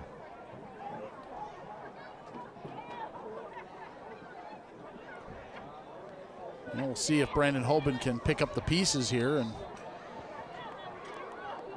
move the football team. Struggled in the few plays that he did run earlier. They'll throw a little screen and nothing there at all. As swamped under was Julius Jones.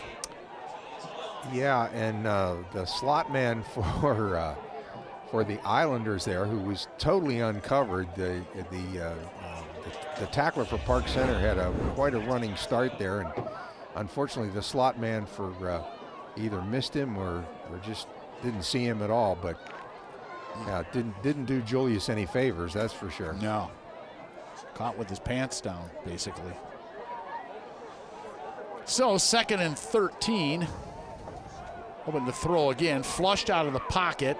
He'll turn it up and pick up a few yards. Not a bad little run. Not at all. Not at all. Positive run.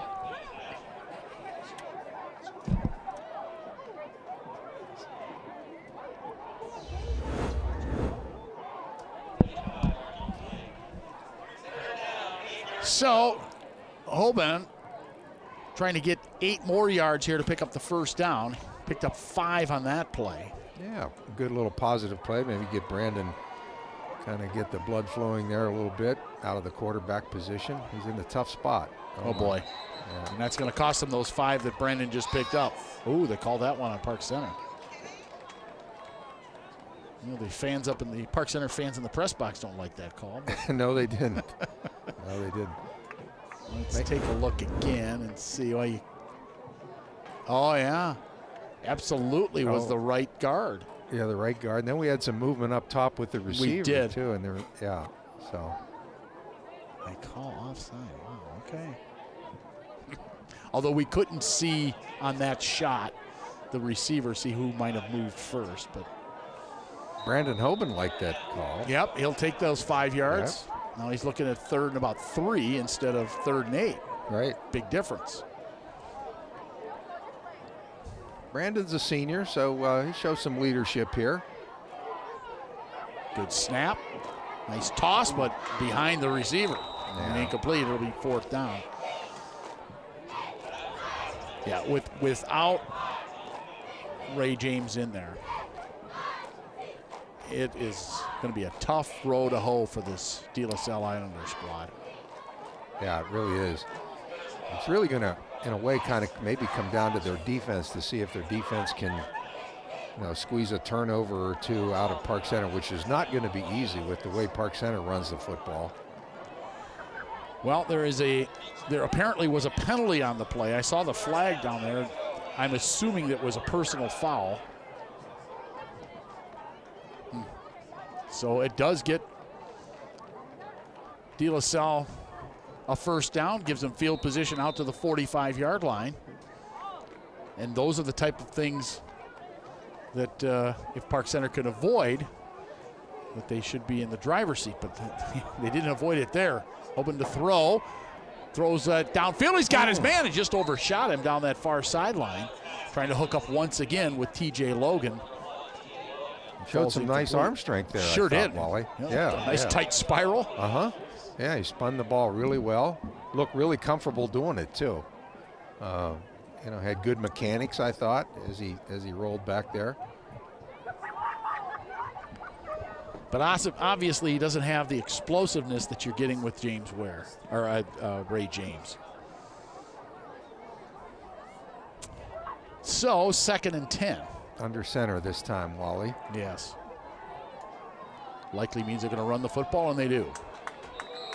And Park Center knows the same thing as stuffed once again as Jones. Trying to keep up with the Joneses, and they do that time, and he is slow to get up. Speaking of up, so Julius Jones is thinking about getting up. And they'll tend to him briefly. Take a look at that play one more time. Hopefully just got the wind knocked out of him maybe. Or yeah. Ooh, he did that. His left leg. Yep, I agree. Awkward there. I agree. And he'll hobble off. Looks like he's doing okay. Yeah, he's barking at somebody there, so. He's saying, where's my blocks? Probably. I know that's what I'd be saying. I think you're right. Yeah. I think you're right. Yeah. Yeah. That's exactly what he's saying. Yeah. Oh boy. Tough for us to lip read on this angle, but yeah, I'm pretty sure. Oh, I think that's a fair bet. I think that's what he was doing. Yeah. 3rd, and as you see on there, about 11, roughly. A long 10, to be generous. 2-by-2 here for the Islanders. Receivers wise. Oh, here they come. And down goes Hogan. So Brandon Hoban goes down, and the Islanders will have to punt the football. Yeah, good call by the DC for Park Center. Just it's called heating the new guy up. Oh boy. Huh? Yeah, they brought the house there. And yeah, they did. And Hoban went down in a heap. And was fortunate to hang on to the football. Yeah, that's what I was thinking. Very fortunate to hang on to that pigskin. So, Dominic Brown deep along with Shannon for the Pirates. A couple of dangerous return guys. Logan to punt. And Logan with a knuckleball that takes a bounce at the 40 and gets out at the 44-yard line, and then a penalty flag flies in the backfield. I'm not sure who this is going to be on, but we shall see. Personal foul. Against Park Center. So it was a post, no, it was after the kick, according to the official. So post possession.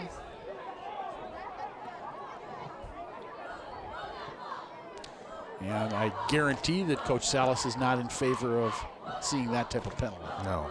Although he wants the explanation as well. Shaking his head. Says, hey, man, we can't do that. You know, No, it just. Yeah. Well, and the last thing you want your team to do is, in a way, while the blitz looked good, they came after the Islander quarterback, and that was fine. But you don't, it's been a little bit of a raggedy start here in the second half. No doubt.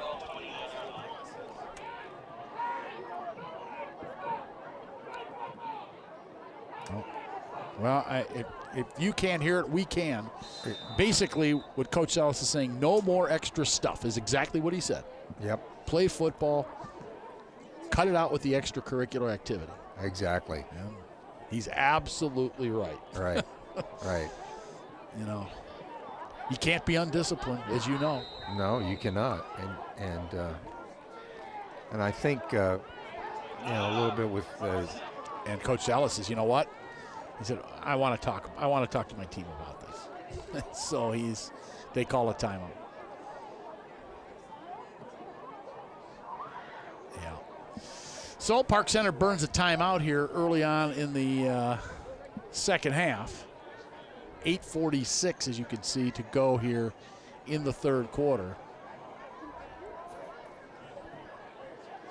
Yeah, and even though Ray James is out of the game, I mean, you still have to play your game. Absolutely. And you have to be disciplined enough to do that. So first down from their own 29-yard line. And there's the guy, Josh Diggs, and he'll pick up a couple out to about the 31 with forward progress. Nice tackle by Hoban. It'll be second down and 8.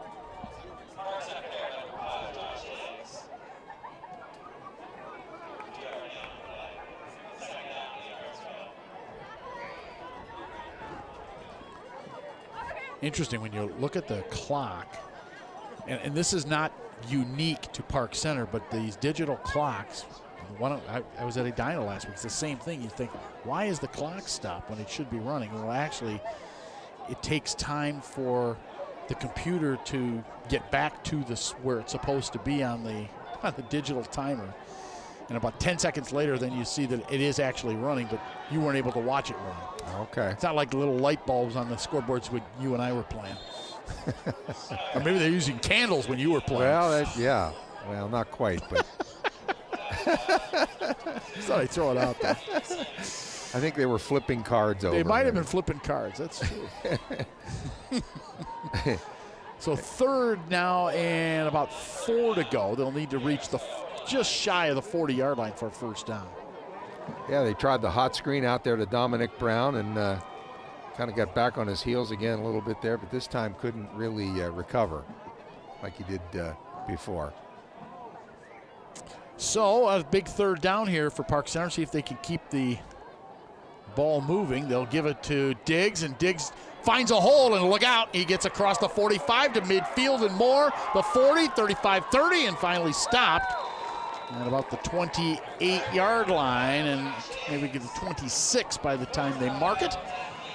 And it will be first and 10, another nice run by Diggs. Yeah, and that was that play earlier that we were talking about, that the guys were running into each other, Wally. Right. It's their version of the counter tray. And he cuts it back nicely against the grain and makes some money. Boy, and you gotta like his patience too. He waited for that hole to open, stood there, and then made his cut and hit the hole. You do. Yeah, you do. Very impressive. For a sophomore, oh, by the way. Let's not forget that part. Exactly. Trips to the right this time. One receiver to the left. Sweet throws. And shifting left and shifting right and standing up and sitting down is Dominic Brown. Goes to town inside the 20 down to about the 18. Got way more than he should have on that. Yes, he did. He did it all on his own, too. Again, a hot screen over here. And almost a lateral again. Yeah, exactly. But, he did a nice job after the initial contact, huh? He really did. He really did. Kind of jitterbugging through the Islanders' defense. And now what? We got somebody. Oh, my. Another injured player, perhaps? Or just slow to get up?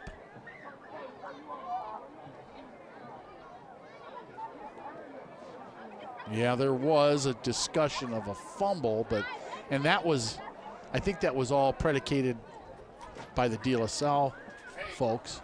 Who's ever doing play clocks is 25 seconds. First downs. 25.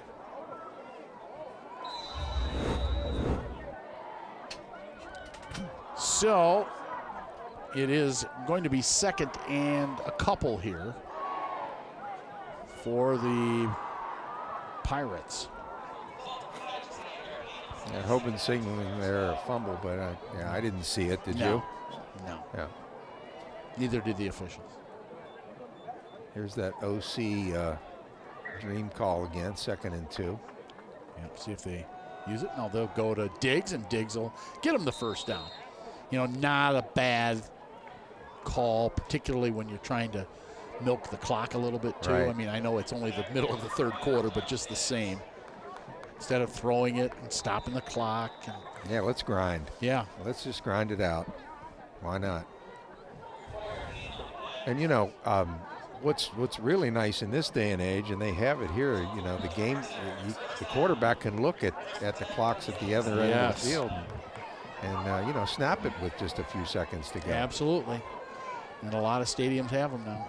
Right. This is my 3rd game so far this year, and all 3 have had it. So, and they go to him again, and Diggs wiggling and weaving his way down inside the 10 and gets down to about the 7-yard line. And Park Center just brought the wing back over. They basically had the Islanders outnumbered there, Wally, and just basically. Here comes the tackle and the wing back. But he had an armada in front of him there. He did. He did. So 2nd and 3. So they can still get another first down here. And Diggs is going to be very close to, and he does have the first down. He'll be short of the touchdown. They ruled that his progress had stopped at about the 4-yard line. So that'll be good for a first down. And so they'll be 1st and goal for the Park Center runs the same play, Wally. Yes. Same play. Bring the H back over. Try to outnumber them. Kind of acts like an unbalanced line, really. So first down and goal from about the 3-yard line, and now what? What do we have now? Officials' time. An equipment issue or a discussion with the player on wants to know where you're going for dinner afterwards? Could be anything. What'd you have for lunch?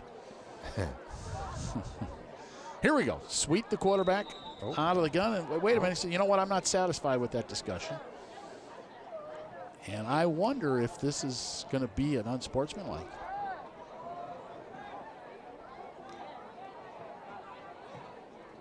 Illegal procedure for what?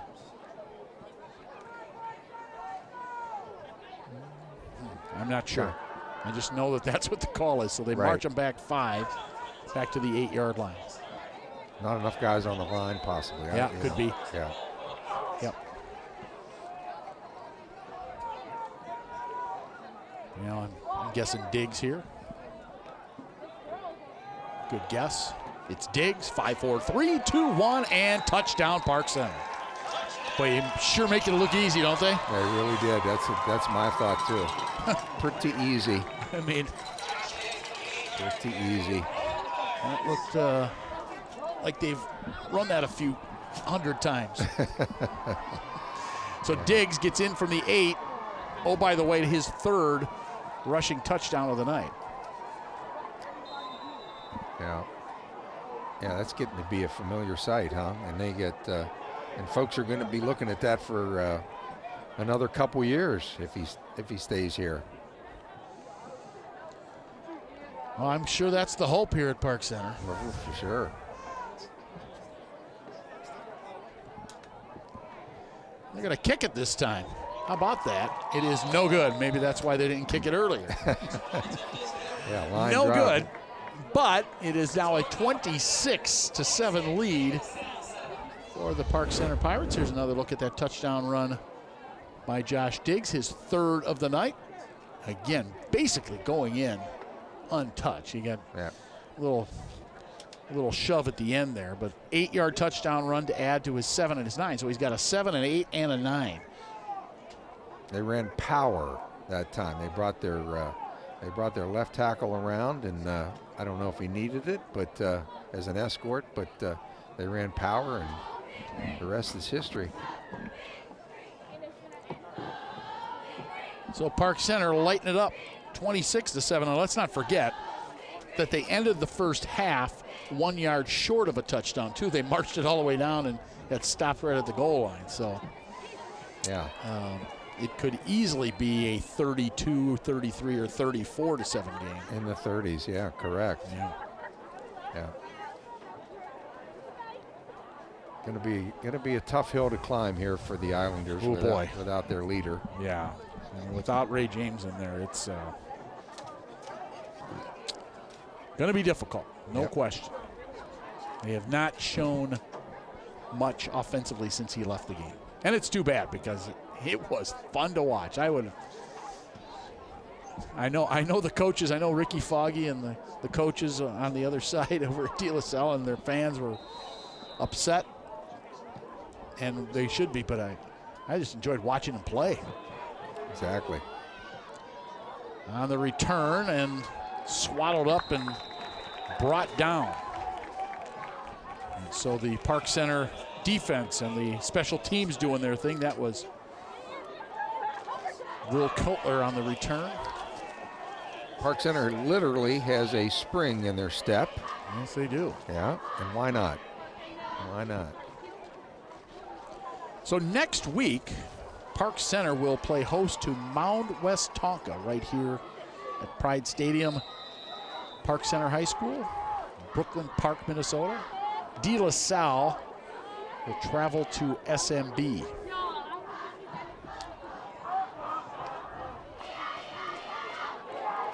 Brandon Hoban back at quarterback here again, Wally. Hoban to throw, flushed out of the pocket, rolling to his right, and he's going to be swallowed up after a pickup of maybe 2 yards out to about the 22, maybe 23. And it'll be second down. My, how the weather has changed, huh? Yeah, compared to last night. My goodness. It was almost 90 degrees yesterday. We got about a 25-degree swing or something like that. Yeah, Jay and I did the Armstrong game last night. Oh, you did? We did Armstrong Irondale. Okay. And yeah, I think it was 90 or 91 at the start of the game. It was warm, I know that. Yeah. That's like I said, I was over on the Park Center's rivals from Osseo, one of the other 279 schools. I did the Osseo Mounds View. And it was warm, boy, and the wind was a warm, windy night, too. With the game Jay and I had last week, I can't tell you how many stoppages because of cramps. It was unbelievable. And last night, too. We had a bunch of them last night, too. Yes, the week before the cramps. Here's a look at that false start there, and clearly this one on the Islanders of DeLaSalle. That time it was Gerald Jones. Yep, right tackle. Got to hold your water, young man. Yeah. 2-by-2 out of the spread here, and here comes Park Center. Hoban steps up and gets stepped under. It'll be third down. Got back to the line of scrimmage. We'll call it no gain. It'll be third and about 14 to go here. Yeah, probably not a bad decision by Hoban. He just, it's tough to get rolling there. And he just doesn't have time to throw. And here's the other thing too, and you could speak to this as a longtime coach. When you have a quarterback with a completely different style that is now in the game. He's more of a pocket guy. Sure, he could put it, tuck it under, but the way that James runs, those offensive linemen, it's way different now. Yeah, totally different skill set, as they say. Yeah. Yeah. Puts the ball on the money there. Sure did, but far short of the first down. Right. They'll have to punt the football here, but. And Park Center is going to give him that all day long. Oh, absolutely. Going to give him that little hitch. Little 5-yard hitch, you can have it. Yeah, keep everything in front of him. Boy, the body language for the Islanders is not good right now, is it? No. It's not good. No. They look like they have run up the white flag in a sense. Yeah, and this is when it becomes kind of a tough time for the coaches too. Right. Yep, you want to keep doing all the right things, especially if you're in the lead in this situation. But you don't want to let up, so to speak. But you don't want to embarrass your opponent at the same time. Return over the 50 into Islanders territory. So Park Center will march their offense back out on the field with a commanding 26-7 lead, looking for more. Mm-hmm.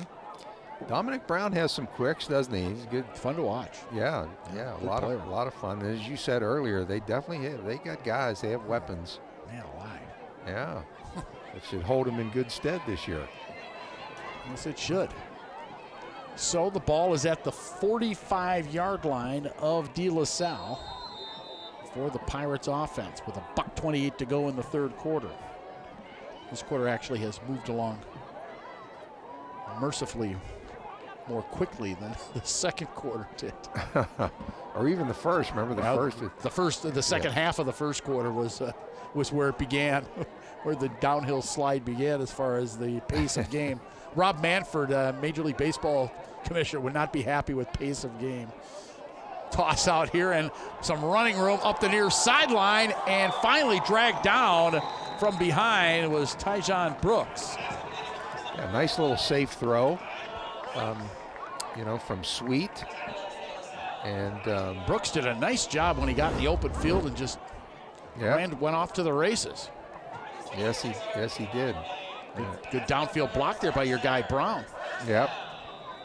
And Shannon too. Shannon. Had a real nice stock block, and there he goes. So they send Shannon, Brown, and Brooks wide to the left at the top of the screen. Top of the screen. And now the officials.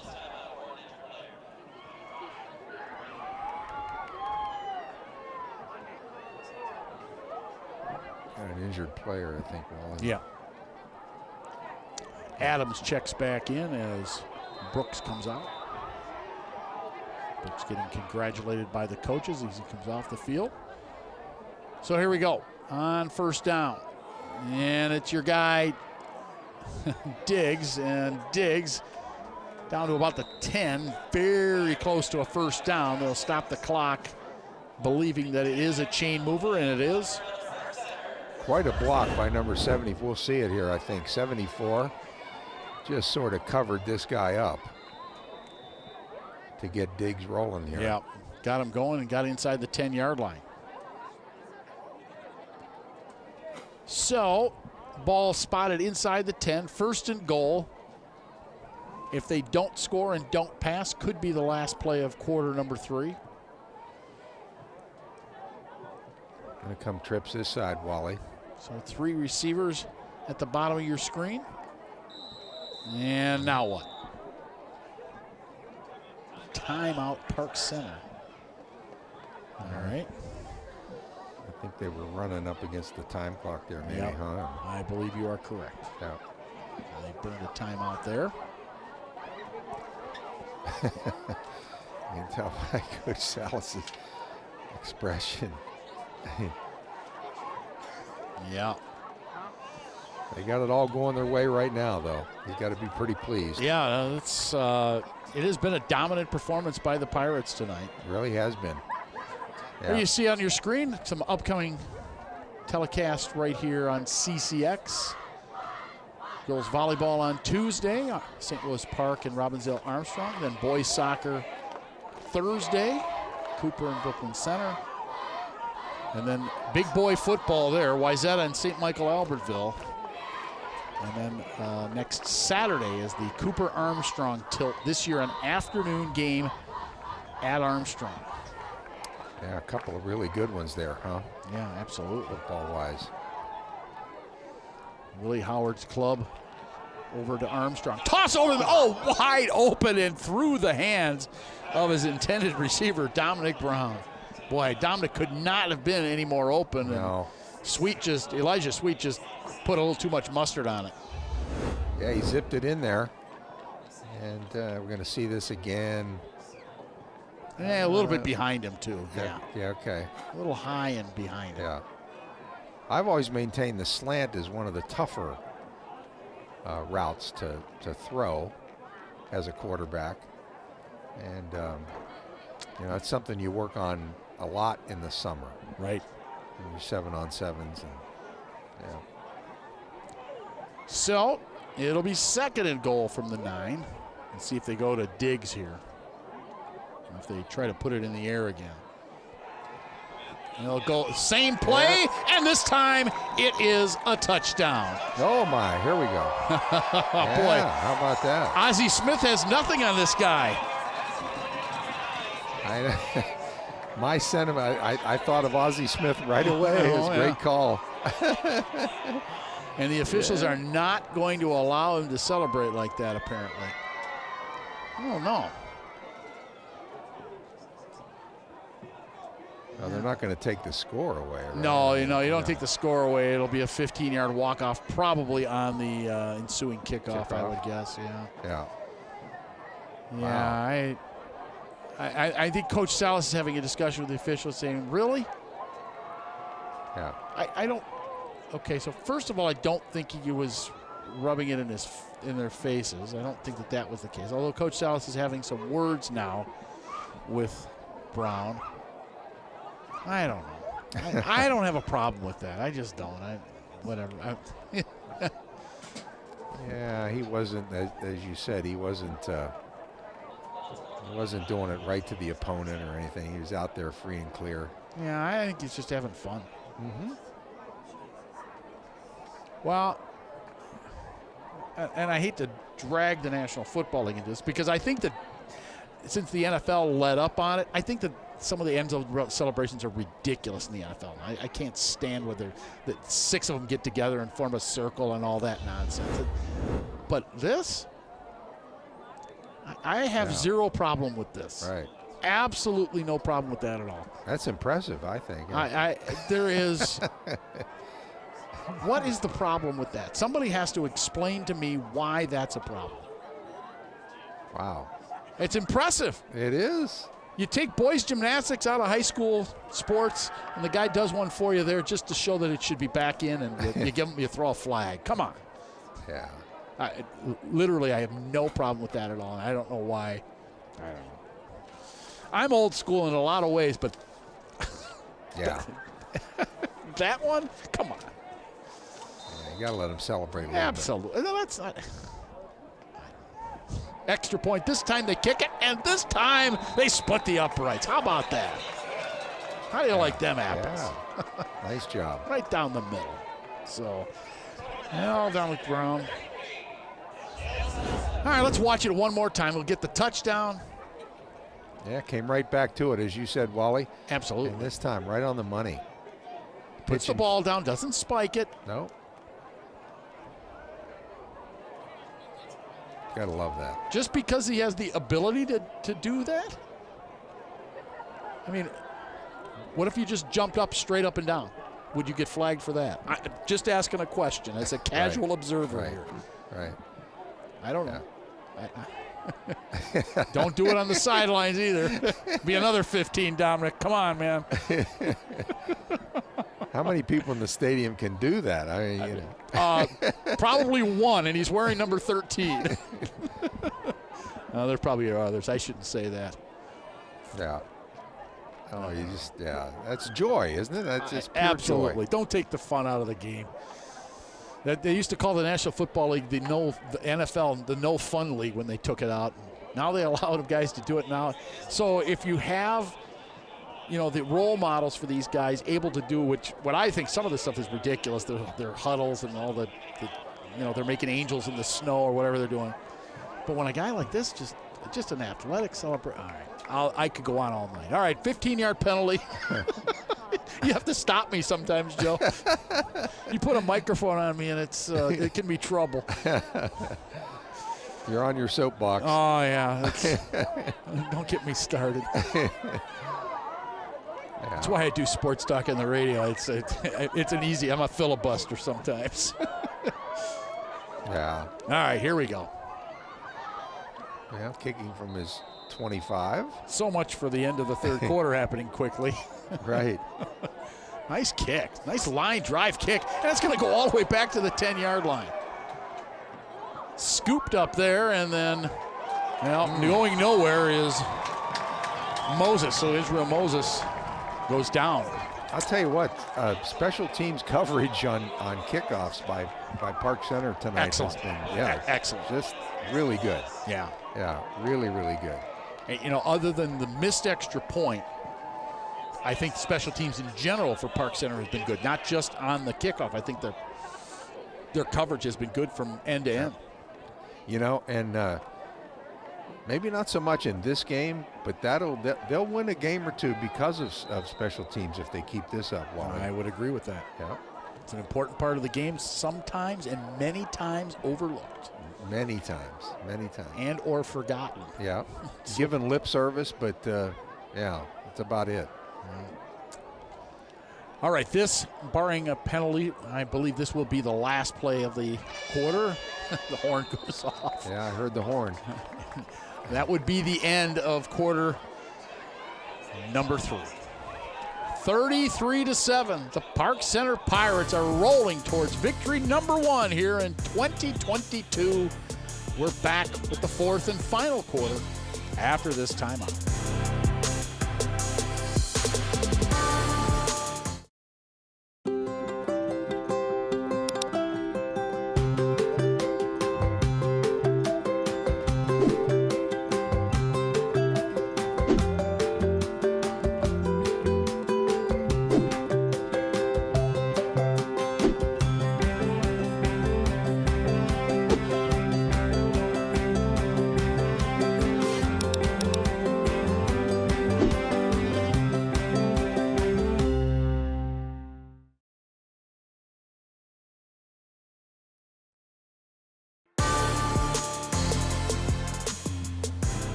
Pirates up 33-7.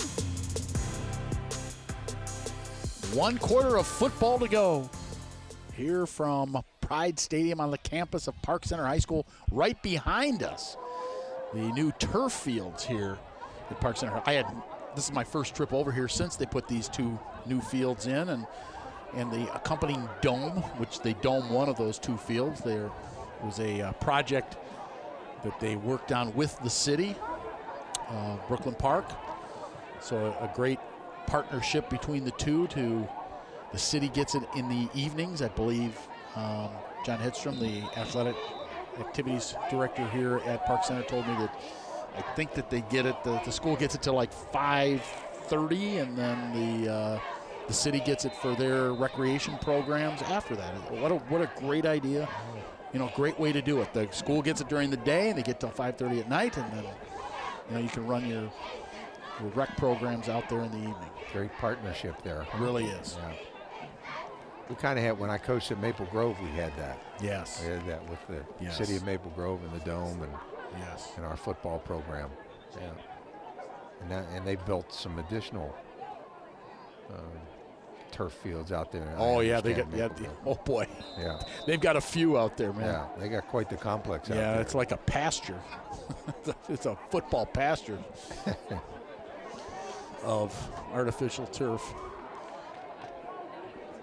And Hoban throws, and it is caught, and they'll get it out across the 25 to about the 26-yard line. Nice pass and catch. TJ Logan on the reception. Very, very nice by Hoban. Yeah, feeling a little bit more comfortable. And he had protection, too. Little step to the left, and as you said, pitch and catch. I think with him, Pocket presence, 3-step drop maybe. Out of the gun, just keep it quick hitters. Yeah, just run some safe stuff. Get some rhythm here, because you don't know if you don't know of James' availability next week. You just don't know. That's right. Ankles can be tricky. He could come back in a week, and it may not work for him. You don't know. Yeah, ankles can be one of those nagging things that if they don't get it cared for, can nag their young man all year long. So they'll take a illegal procedure penalty here, marching back 5. It'll be 1st and 15. Well, one little silver lining for DeLaSalle tonight, I don't think they've had 30 penalties. No, please, we still have 11 and a half minutes to go. Don't say that. I don't want to jinx them. That's true. Rich Moore doesn't want to hear that. Toss on that far side, and it's a catch, and it stayed in bounds. Yeah. Picked up about 6 on the play. Yeah, and I think that seems to be the game plan right now. Just some little hitches. Take what's given, right? Yeah, exactly. Now, if you're trying to go downfield here, you're going to be in trouble, I have a feeling, because they got about 4 center fielders out there. Yeah, and I think judging by the numbers, I couldn't tell you exactly, but I think Park Center is substituting a little bit on D, and that's fine. Yep. Throw to Moses, and Moses is swamped under. Boy, those little bubble screens just have not panned out tonight, have they? No, and that was when I talked to the coaches from the Islanders. That's definitely part of their game plan, was to throw bubbles and hot screens, and Coach Salas was even aware of it. When I asked him, I said, "What do you expect from the Islanders?" He mentioned bubbles and hot screens. Really? Yeah. So 3rd and 13 here. And they will go spread again. 2 receivers either side for Hoban, the quarterback. And just a couple step drop, and now he's in trouble, and down goes Hoban again. Yeah, it's a case now of, they're never going to pass it. It's the old pin the ears back, and here we come. Huh? Yeah. Number 90, Kendall Winch, enjoying that sack. So it'll be 4th and very long. And I'm assuming that DeLaSalle will punt the football here. And if they aren't, they should.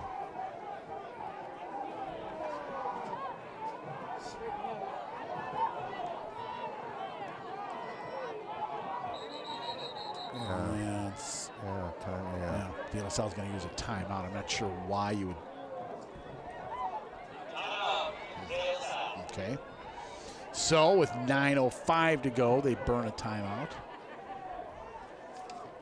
Again, a reminder, next week, DeLaSalle on the road again. They'll be at SMB.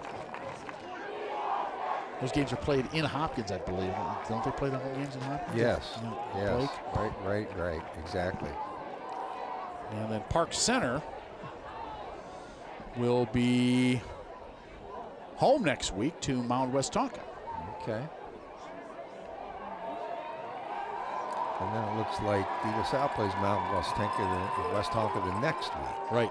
And so then Mount West Tonka here next week, and then you see Park Center goes to St. Anthony, and then they get SMB here on the 30th.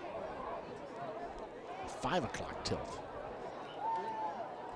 I kind of like those 5 o'clock games. I'm actually not. I'm okay with those. I am too. I like the early games. Yeah. Oh, another terrible snap. Let's see if Logan's able to do anything with it this time, and he manages to get the kick away again. Wow. That's amazing. That is amazing. So I'm going to go old school here.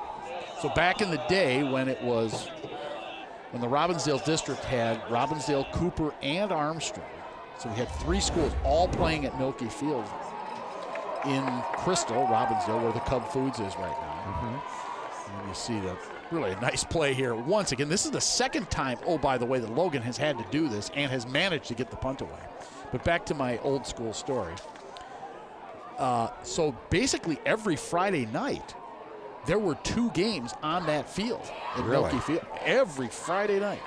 Wow. So when we played, you would either get the 5 o'clock or the 7:30 game. No kidding. Absolutely. At Milky Field. At Milky Field. When I moved to the Twin Cities from St. Cloud, there's another Bills now. And this time, it might be scooped up there. No, man. Let's see. Hoban thinks he had the football, trying to come up with it there, but I do not believe he had it. I think that Sweet covered it up. Yeah. The Sweet's out of there now. So they've got. Oh boy. Yeah. Yeah, that's a disaster right there. That was Teddy Tasso.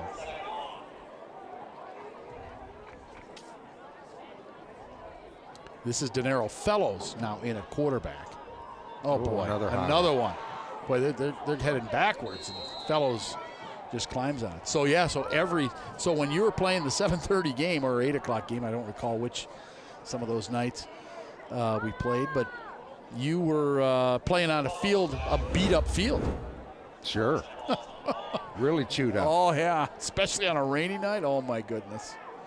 And I'm sure it didn't get any better as the season went along. No, you're basically playing in mud from the first week of October on.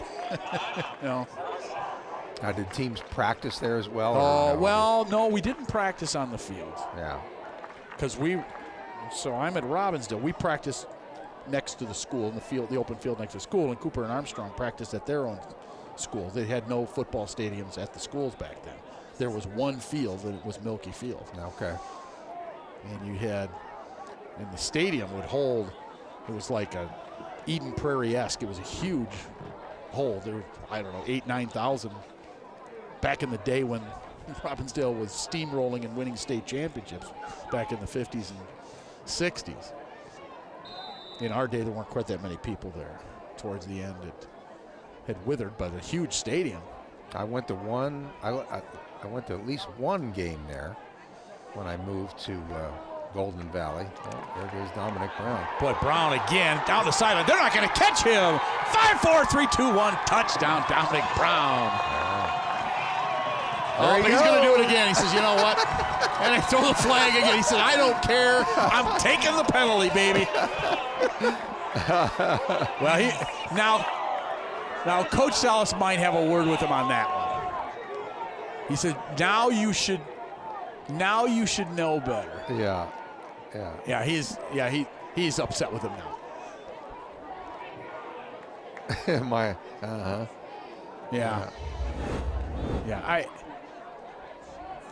He probably shouldn't have done it again. As much as I am in his corner for the first one, right? You got flagged, so you can't do it again. Yeah. But he did. Right. And we have it on on tape. And yeah, he definitely did it. It's still impressive, though. I'm sorry. I wish they wouldn't call it. By the way, that was a 47-yard touchdown. Yeah. Hey, I'm not sure why they aren't kicking extra points. Yeah, that was a boomer. Nice explosive leg there. Is that Peter Okari with the kick? I'm not sure. Nice hold by Dominic, though. Oh, boy. 40-7. We do not have running time yet. It's got to be 35 points. So, 7:19 to go. Well, let me ask you this. Which of these flips do you like better, this one or the first one? I think I like the first one better. You give this the first. Yeah. Okay, here's the first one. Yeah. Oh yeah, I'm with you. Okay, there's the first one. I give that one a 9.5. A little more hang time on the first one. Maybe. Yeah, this one, he's a little more tired. Yeah, I agree. He didn't quite stick the landing there. I don't think he's going to have an opportunity to. I think Coach Salas is going to have him standing right beside him for the rest of the game. He's got his hands on who, me? Yeah. Oh, boy. That's all right. Exuberance, right? Probably shouldn't have done that. Yeah. He's a senior. This is something he can talk about to his grandkids someday. Exactly. I get penalized, and then I said, what the heck, I'm doing it again. I just scored a 47-yard touchdown. in a blowout situation. In a blowout. But one thing he does know, and we've got that on tape too, Coach Salas is not happy with him. No, he wasn't. I think the first one he might have gone to bat for him as as Logan goes down, TJ Logan.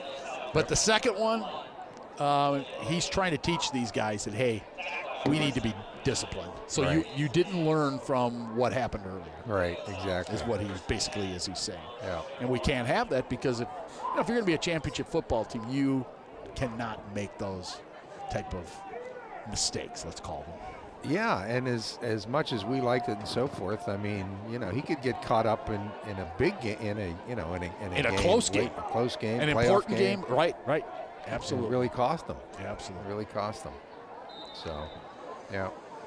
All right.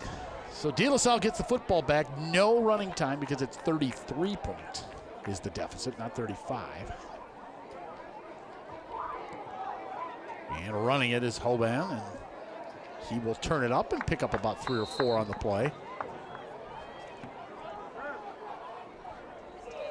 Yep. One thing they do have to be careful of is not to get him hurt, because obviously he's a two-way player as well. Right. It's important on that defense.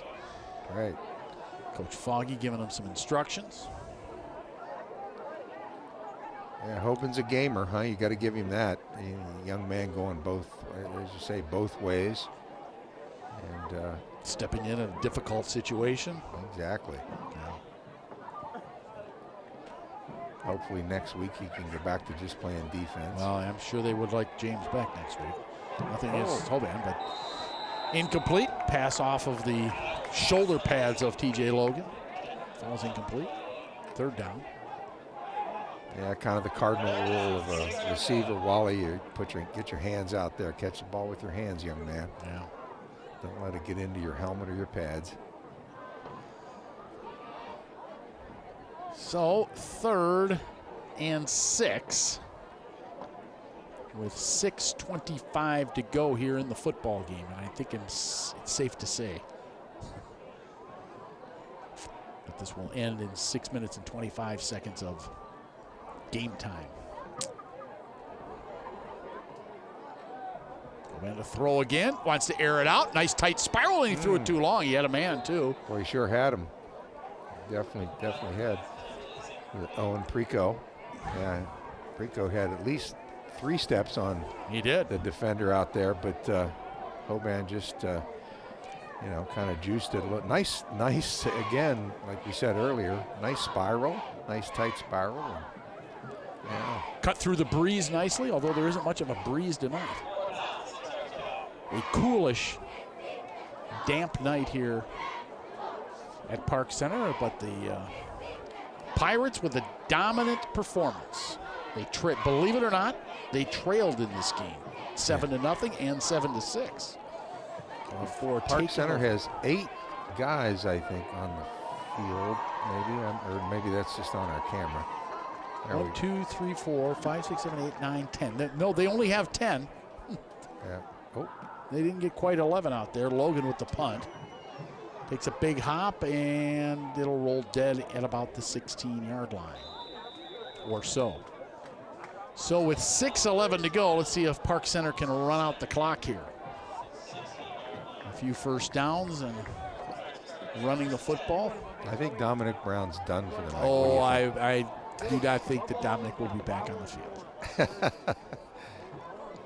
He is in Coach Salas' doghouse right now. Right. Guaranteed. Right. Especially a senior. He's going to make an example of what you should and shouldn't be doing. And there's no reason to get any of those guys, hurt. Yeah. No question. Here we come. There's Dominic. Big smile. On his face. He says, you know what? He's just joyful. Hey, he's having fun. Yeah. You know, if you're not having fun playing football, you shouldn't be playing. You shouldn't. Because I'll tell you what, it's a tough sport. Exactly. Man, with practice and, oh, my goodness. Although I believe the two-a-days are a thing of the past for the most part, but certainly the physical two-a-days are. But on the carry, and I believe there is a penalty flag down. Let's see, a hold on the offense. Yeah, went. So the run by Teddy Tosal will march off 10 yards from the spot of the foul. Yeah. Well, you know, from a Park Center point of view, too, you get the twos, maybe even possibly some of the threes in here. Absolutely. You know, they work hard all week. Absolutely. In practice. And, yeah, this is a big deal for them. You know, you play on the scout team in practice. You'd like to get your shot in the game. Oh yeah, and you've taken your lumps all week long. Yeah, you're getting hammered by the ones all week, for sure. See if we can get the snap situation under control here. So first and very long, and the pass goes incomplete. So it'll be second and very long. Let's see, ball is at the 8, and they need the 27, so second and 19. That's what my Robbinsdale District 281 education will tell me. All right. You know, that's that math. Public school math. Public school math. Did pretty good with it. Yeah. I think it's time for Park Center to maybe run the football. Oh, please. You took the words right out of my mouth. Oh, boy. Oh, well, that'll do. Yeah, that's not going anywhere. Well, it keeps the clock running. Yeah. Except if you do it again, it's a two-pointer. So it will be third and forever. Yeah. Denaro Fellows at quarterback for the Pirates.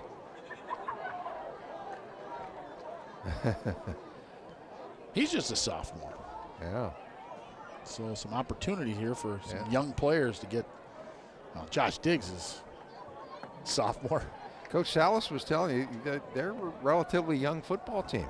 Tyjon Brooks is a sophomore. Yeah. He had a nice catch. Yeah. Oh, boy. Oh. Lord.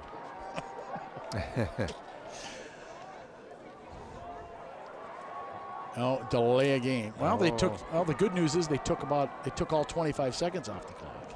The bad news is they're backed up against the goal line now. Yeah. This is where the gun. Well, let's see. I'm not sure I would operate out of the gun here. Yeah. This goes over his head. It's 2 points, or maybe 6. Oh boy. It's going to be 2 anyway. It's going to be 2. Yeah. So DeLaSalle back on the board with the safety. They opened this game with a touchdown, and now they have sandwiched in between their two scores, or between their 40 points for Park Center in between the two scores by DeLaSalle. And I think Brandon Hoban, Hoban gets credit. Yeah. Yeah. Well, good for him. Yeah. He's one of the bright spots, I think, for the Islanders tonight. No doubt. Particularly on defense. I mean, obviously he's had to run the team offensively. Their offense just hasn't been able to move the football, but defensively he's made some nice plays. He has, yeah. He's a stalwart, kind of in the middle of that defense. Now we got a free kick coming up, huh? Yeah, of course the kicker doesn't know where to put it down. This is from the 20, guys, not from the 40. Yeah. The officials seem a little confused as well. I think that, again, is the same guy that marched off 10 yards on the delay of game penalty early on. See, I don't let up, by the way. Yeah. Okay, there we go. All right. So,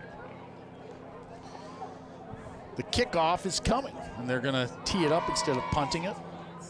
So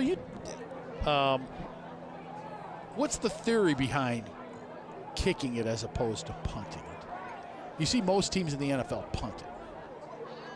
Hang time. Okay. Is I think usually one of the things that separates the two. Yeah. Although kickers now just almost have the same ability. Oh yeah. It's just amazing. Nice return. This will be into Park Center territory. So good return by Moses into the Pirates' end of the field, where DeLaSalle has not spent much time here since that first half. Literally since the first quarter. But they'll get it at the 46 of Park Center, trailing by 31 points.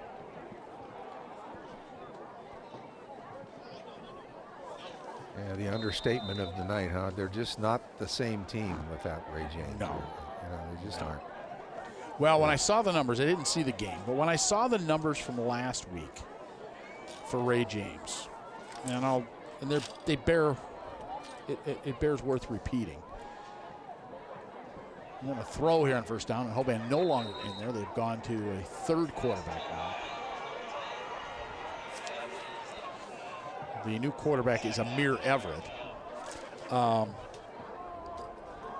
James last week, he was 7 for 17 passing the football, 156 yards, and 3 touchdowns. Mm-hmm. And then 18 carries for 162 yards rushing the football.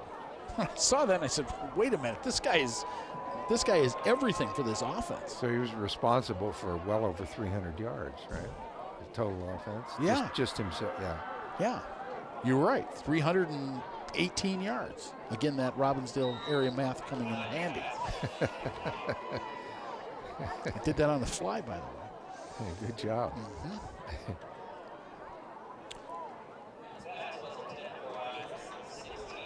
See what Coach Foggy dials up here at 3rd and 10. He might want to suit up based on what we've seen. Their offense has not moved the ball but very much since James went out. And Ray James did kind of look like as you mentioned earlier, kind of looked like a Ricky Foggy clone, didn't he? He did on his, some of his vision and some of the instincts. There's a nice toss. There we go. Nice catch. And out of bounds with the football and close to it. He should have a first down. I believe he got the first down. Yeah. To a number 20, which is not on our roster here, so we'll just call him 20. Yeah. On the 20. Yeah. Real nice job of finding flip 20. Yeah. There we go.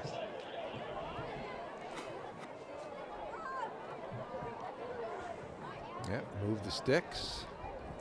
So 1st and 10 at the 31 of Park Center. 4:33 to go. Nice little confidence builder for Amir Everett. Going to throw again. He launches it incomplete. Out of bounds. Complete, but not complete. Yeah. Tosses it to 20. He likes 20. He does like 20.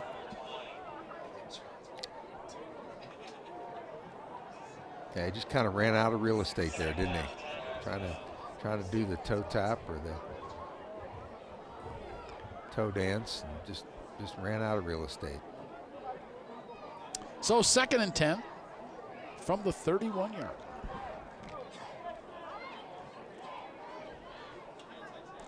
It has been a difficult 4th quarter for the Islanders. Another quick toss. That one's incomplete. And so now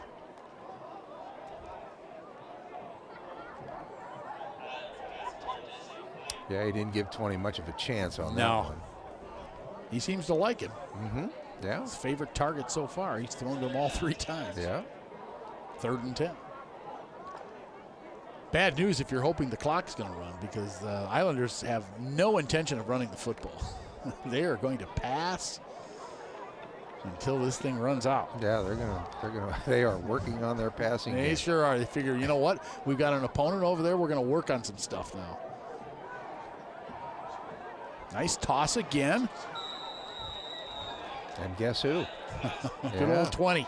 On the 20. Even had two receivers in the same, pretty close to each other on that one, but 20 comes up with it.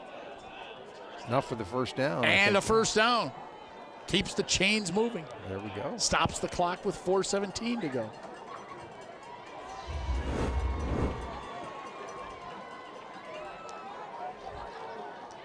Yeah. He throws a good ball. Yes, he does. Quick release. Doesn't hesitate, that's for sure. When he spots his receiver, man, he lets it go. Yeah, he does. Yeah, some nice rhythm to it. There he comes again. Yeah, good zip on that ball. Yeah. Gets it down to about close to the 11-yard line. Man, showing some real good rhythm, I think. I like it. Yeah. I like what I've seen.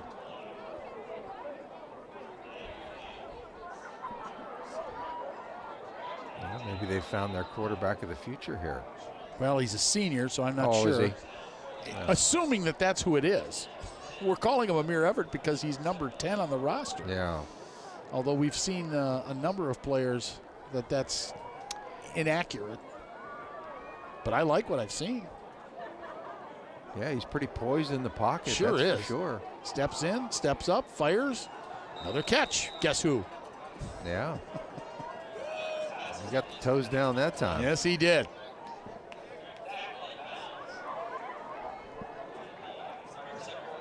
Oh, they kept the clock running because he was tackling in bounds.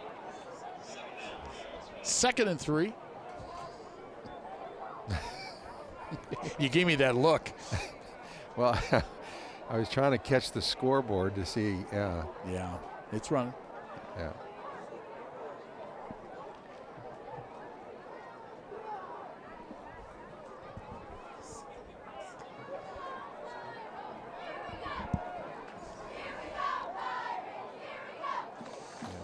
Second down.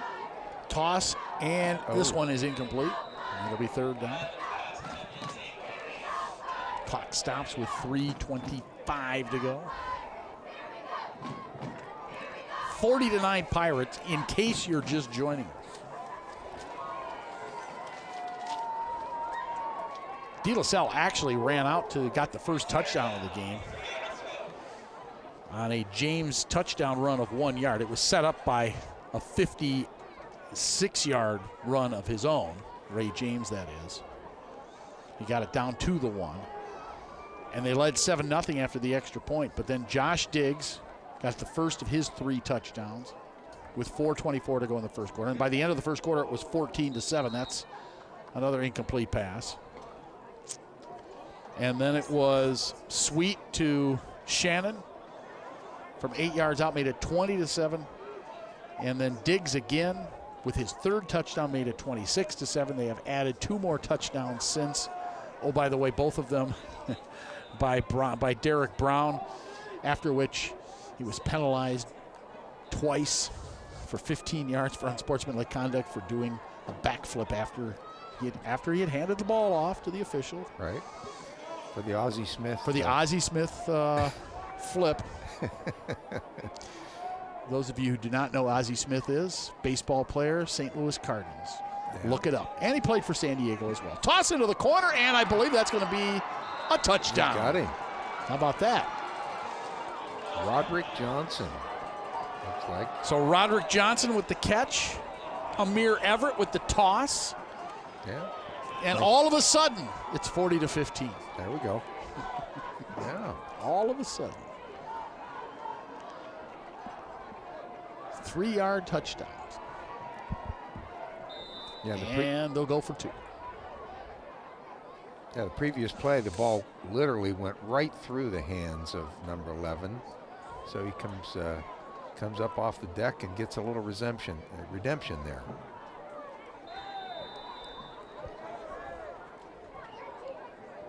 They'll go for 2. Will the Islanders? Throw to the right side, batted away, incomplete.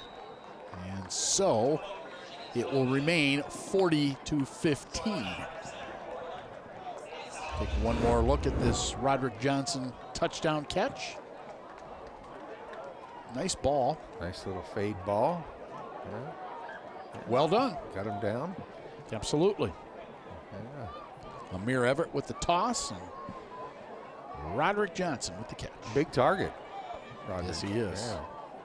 Roderick stands, according to this, 6'1", but he might even be a little bigger than that. Hey, he looks taller than that. Yeah. Maybe it's not Roderick. But again, we're not totally sure about these rosters, are we? No, we've been deceived before.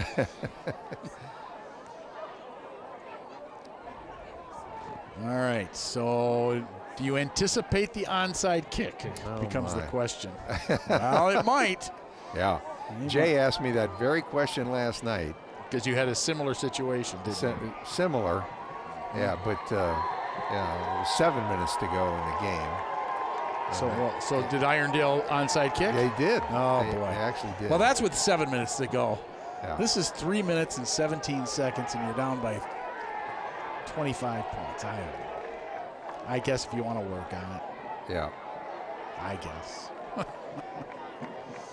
Well, you're coming from the hash. That looks like onside. Oh, yeah. They got 7 guys on one side. So that's what they're doing. Yep. Onside territory. Actually, they only had 6 over there. They only have 10 guys in the field. How are you going to? There we go. Now you're cooking with gas. Yep. Now they got 11 guys in the field. It helps to have that 11th guy out there occasionally. Yeah, So, you're permitted to have 11. you are correct. That's the rumor anyway. So here we go. I'm assuming we are going to see the onside kick here with 6 Islanders up there. And no, they kick it deep. How about that? Fooled everybody. And the return out to the 35-yard line. Nice return there by our guy Tyjon Brooks, who had a nice catch earlier. Yeah. Kind of got smacked down there. They definitely like that left side. They get that left return down. Yes, they do. For sure. Yeah, they've abused this sideline tonight. They really have. They like running to their bench. All right. Somebody tell Coach Salas, we got to run the football here, Coach. I was thinking the same thing. Yeah, and Coach Salas can tell his OC that, right? Come on, baby. Let's get word down to the sideline. We need to run. We need to run the football here. We got to show how we can put a game on ice. Right? You got to be able to do that. Exactly. O-line guys like to run. They like to be the road graders. Oh my goodness. Well, it'll keep the clock running. Yeah. Unless, and I dare I say, unless DeLaSalle uses their timeouts. Right. Entirely possible. They may want to get the offense back on the field again. I remember the Islanders going under center. I don't remember Park Center going under center, but this would be the time to do it. Yeah, I think you really, I know they want to work on things, but when you're having trouble with that snap, yeah, I think maybe you should think about going from under center. Oh boy. Yeah. Barely. Yeah, wow. Oh, nice little run. Just looked like he might have gotten face masked, but ref swallow the whistle on that. We're okay with that. DeAnthony Miller on the rush.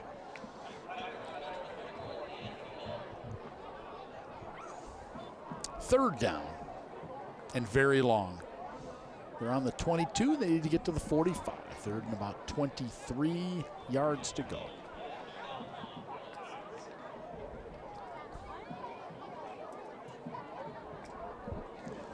Now the good news is that particularly if they run the ball here again, which is the hope, that they've been able to take some good chunk of time off the clock.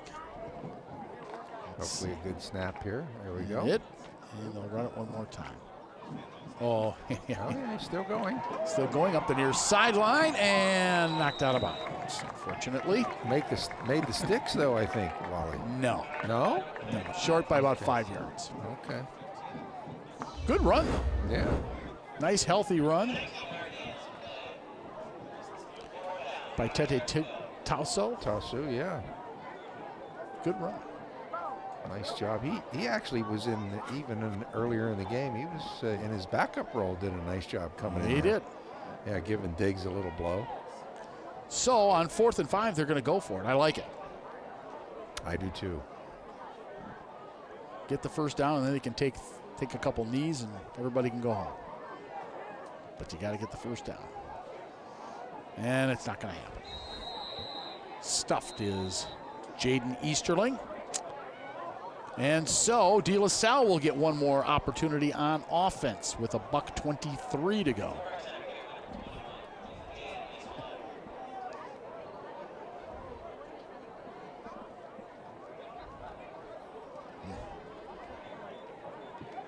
Well, I would think Coach Salas and possibly Coach McMoore had an opportunity to clear the benches here tonight and get folks some playing time. Well, yeah, we certainly have seen that, particularly for Park Center. I know that DeLaSalle had a few guys mixed in, but you know, they don't have as long of a bench over there either. Right.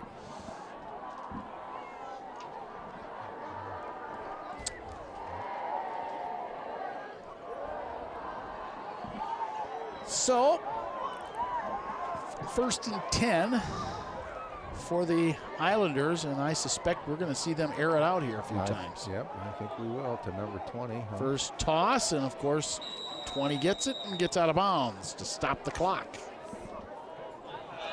With 1:17 to go. As we approach the 3-hour mark for this football game. Number 20 just padding those stats. Yes, he is. He's going to end up being a leading receiver tonight. All in the last 4 minutes of the game. About 6 catches. I'm guessing that's where Everett's going to go again. Now what? DeLaSalle has called a timeout.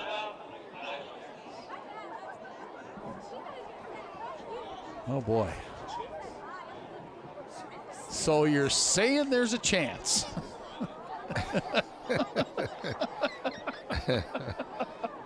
Oh, man. Oh, boy. Oh. When I talk to the McMoores, Terrell or Sean, I'm going to have to ask him about that one. Yeah. Come on, fellas. Yeah. You're down by 25 with 1:17 to go. Oh, boy. All right, here we go. 2nd down and short. Effort to throw. It is, let's rule that a catch. That's a catch, and it's a first down. So as soon as they put that football down, they get to run the clock again. It's Roderick Johnson again. I might walk over and just start the clock myself. Let's see if Roderick gets his hand. Yeah, he did. Nice catch. Yep, absolutely. Yep. Absolutely. Oh. They ruled it incomplete. Oh. Roderick knows better. He thinks he caught it. Based on what we just saw, looked like he caught the ball, didn't it? I thought so. Unless it came out late there. He had his hands underneath. Everett to throw, and it is caught for another touchdown. And guess who? I don't know who, but number 20. Well, I wish we did know his name. He's had a heck of a night. He has. A couple of touchdown catches. Be great to give him a little publicity. Nice job, 20. Good and 20. Oh, boy. 40-21. And a nice job by Amir Everett finding him. Yeah, he did. I thought. I've been impressed with Amir Everett, actually. Yeah. Let's see. If he, you know, they'd only be 2 scores down if they had gotten, there's a 2. There we go. So it's on 23. They're down, fortunately, well, maybe not fortunately for Park Center, it's a 3-score game, not a 2-score game. Because it's 17. If it was 16, you never know. Right, yeah. Stranger things have happened. Oh, that's no kidding. I'm trying to remember. It was on this very field. I want to say it was Maple Grove and St. Michael Albertville. And I did the game on radio, and they were down by 4 touchdowns with like 3 or 4 minutes to go, and somehow Maple Grove won the football game. I was coaching at Maple Grove. It was unbelievable. And then the ironic thing about that was a year later, I was doing the Edina St. Michael game, and St. Michael did it to Edina, the exact same thing. They scored like 3 or 4 touchdowns against Darren Lampker's Edina team in the last, I don't know, 3. It was ridiculous. Just flipped the script, didn't they? Unbelievable. Yeah. No, one of our defensive coaches and I was up on the offensive side talking to Lombo, Coach Lombardi. Yes. Yeah, I was quarterback coach then, and from Maple Grove. And our defensive coach, he was packing his stuff up. I said, "Where are you going?" And he goes, "This game's over." I said, "Oh, okay." And but lo and behold, it wasn't. A couple of onside kicks, and the onside kick, boy. That's what I said to Coach Lampker too. And that was a playoff game that Coach Lampker lost. Well, and so was our. Oh, that's right. They were both playoff games. You're right. Yeah. That's a good run out to the 30-yard line. Nice little run back, but they got some guys that can run the football back on these kicks. They do. I think ours was maybe section championship or maybe quarterfinal state. I'm not sure. Yeah, it was. But unbelievable. I almost felt sorry for St. Michael. Oh boy, almost. Well, then they did it to Edina the following year, and my first question to Coach Lampker the following week was, I said, I suppose you guys are going to work on the onside kick at the start of the next season, huh? After you got eliminated from the playoffs on that. Wow. 3 straight onside kicks. It was unbelievable. I had never seen anything like it in my life. Yeah. Well, except for the Maple Grove game a year earlier. Right, right. Yeah. Oh, well, you man. were there, I was there, and I still find it hard to believe. Yeah.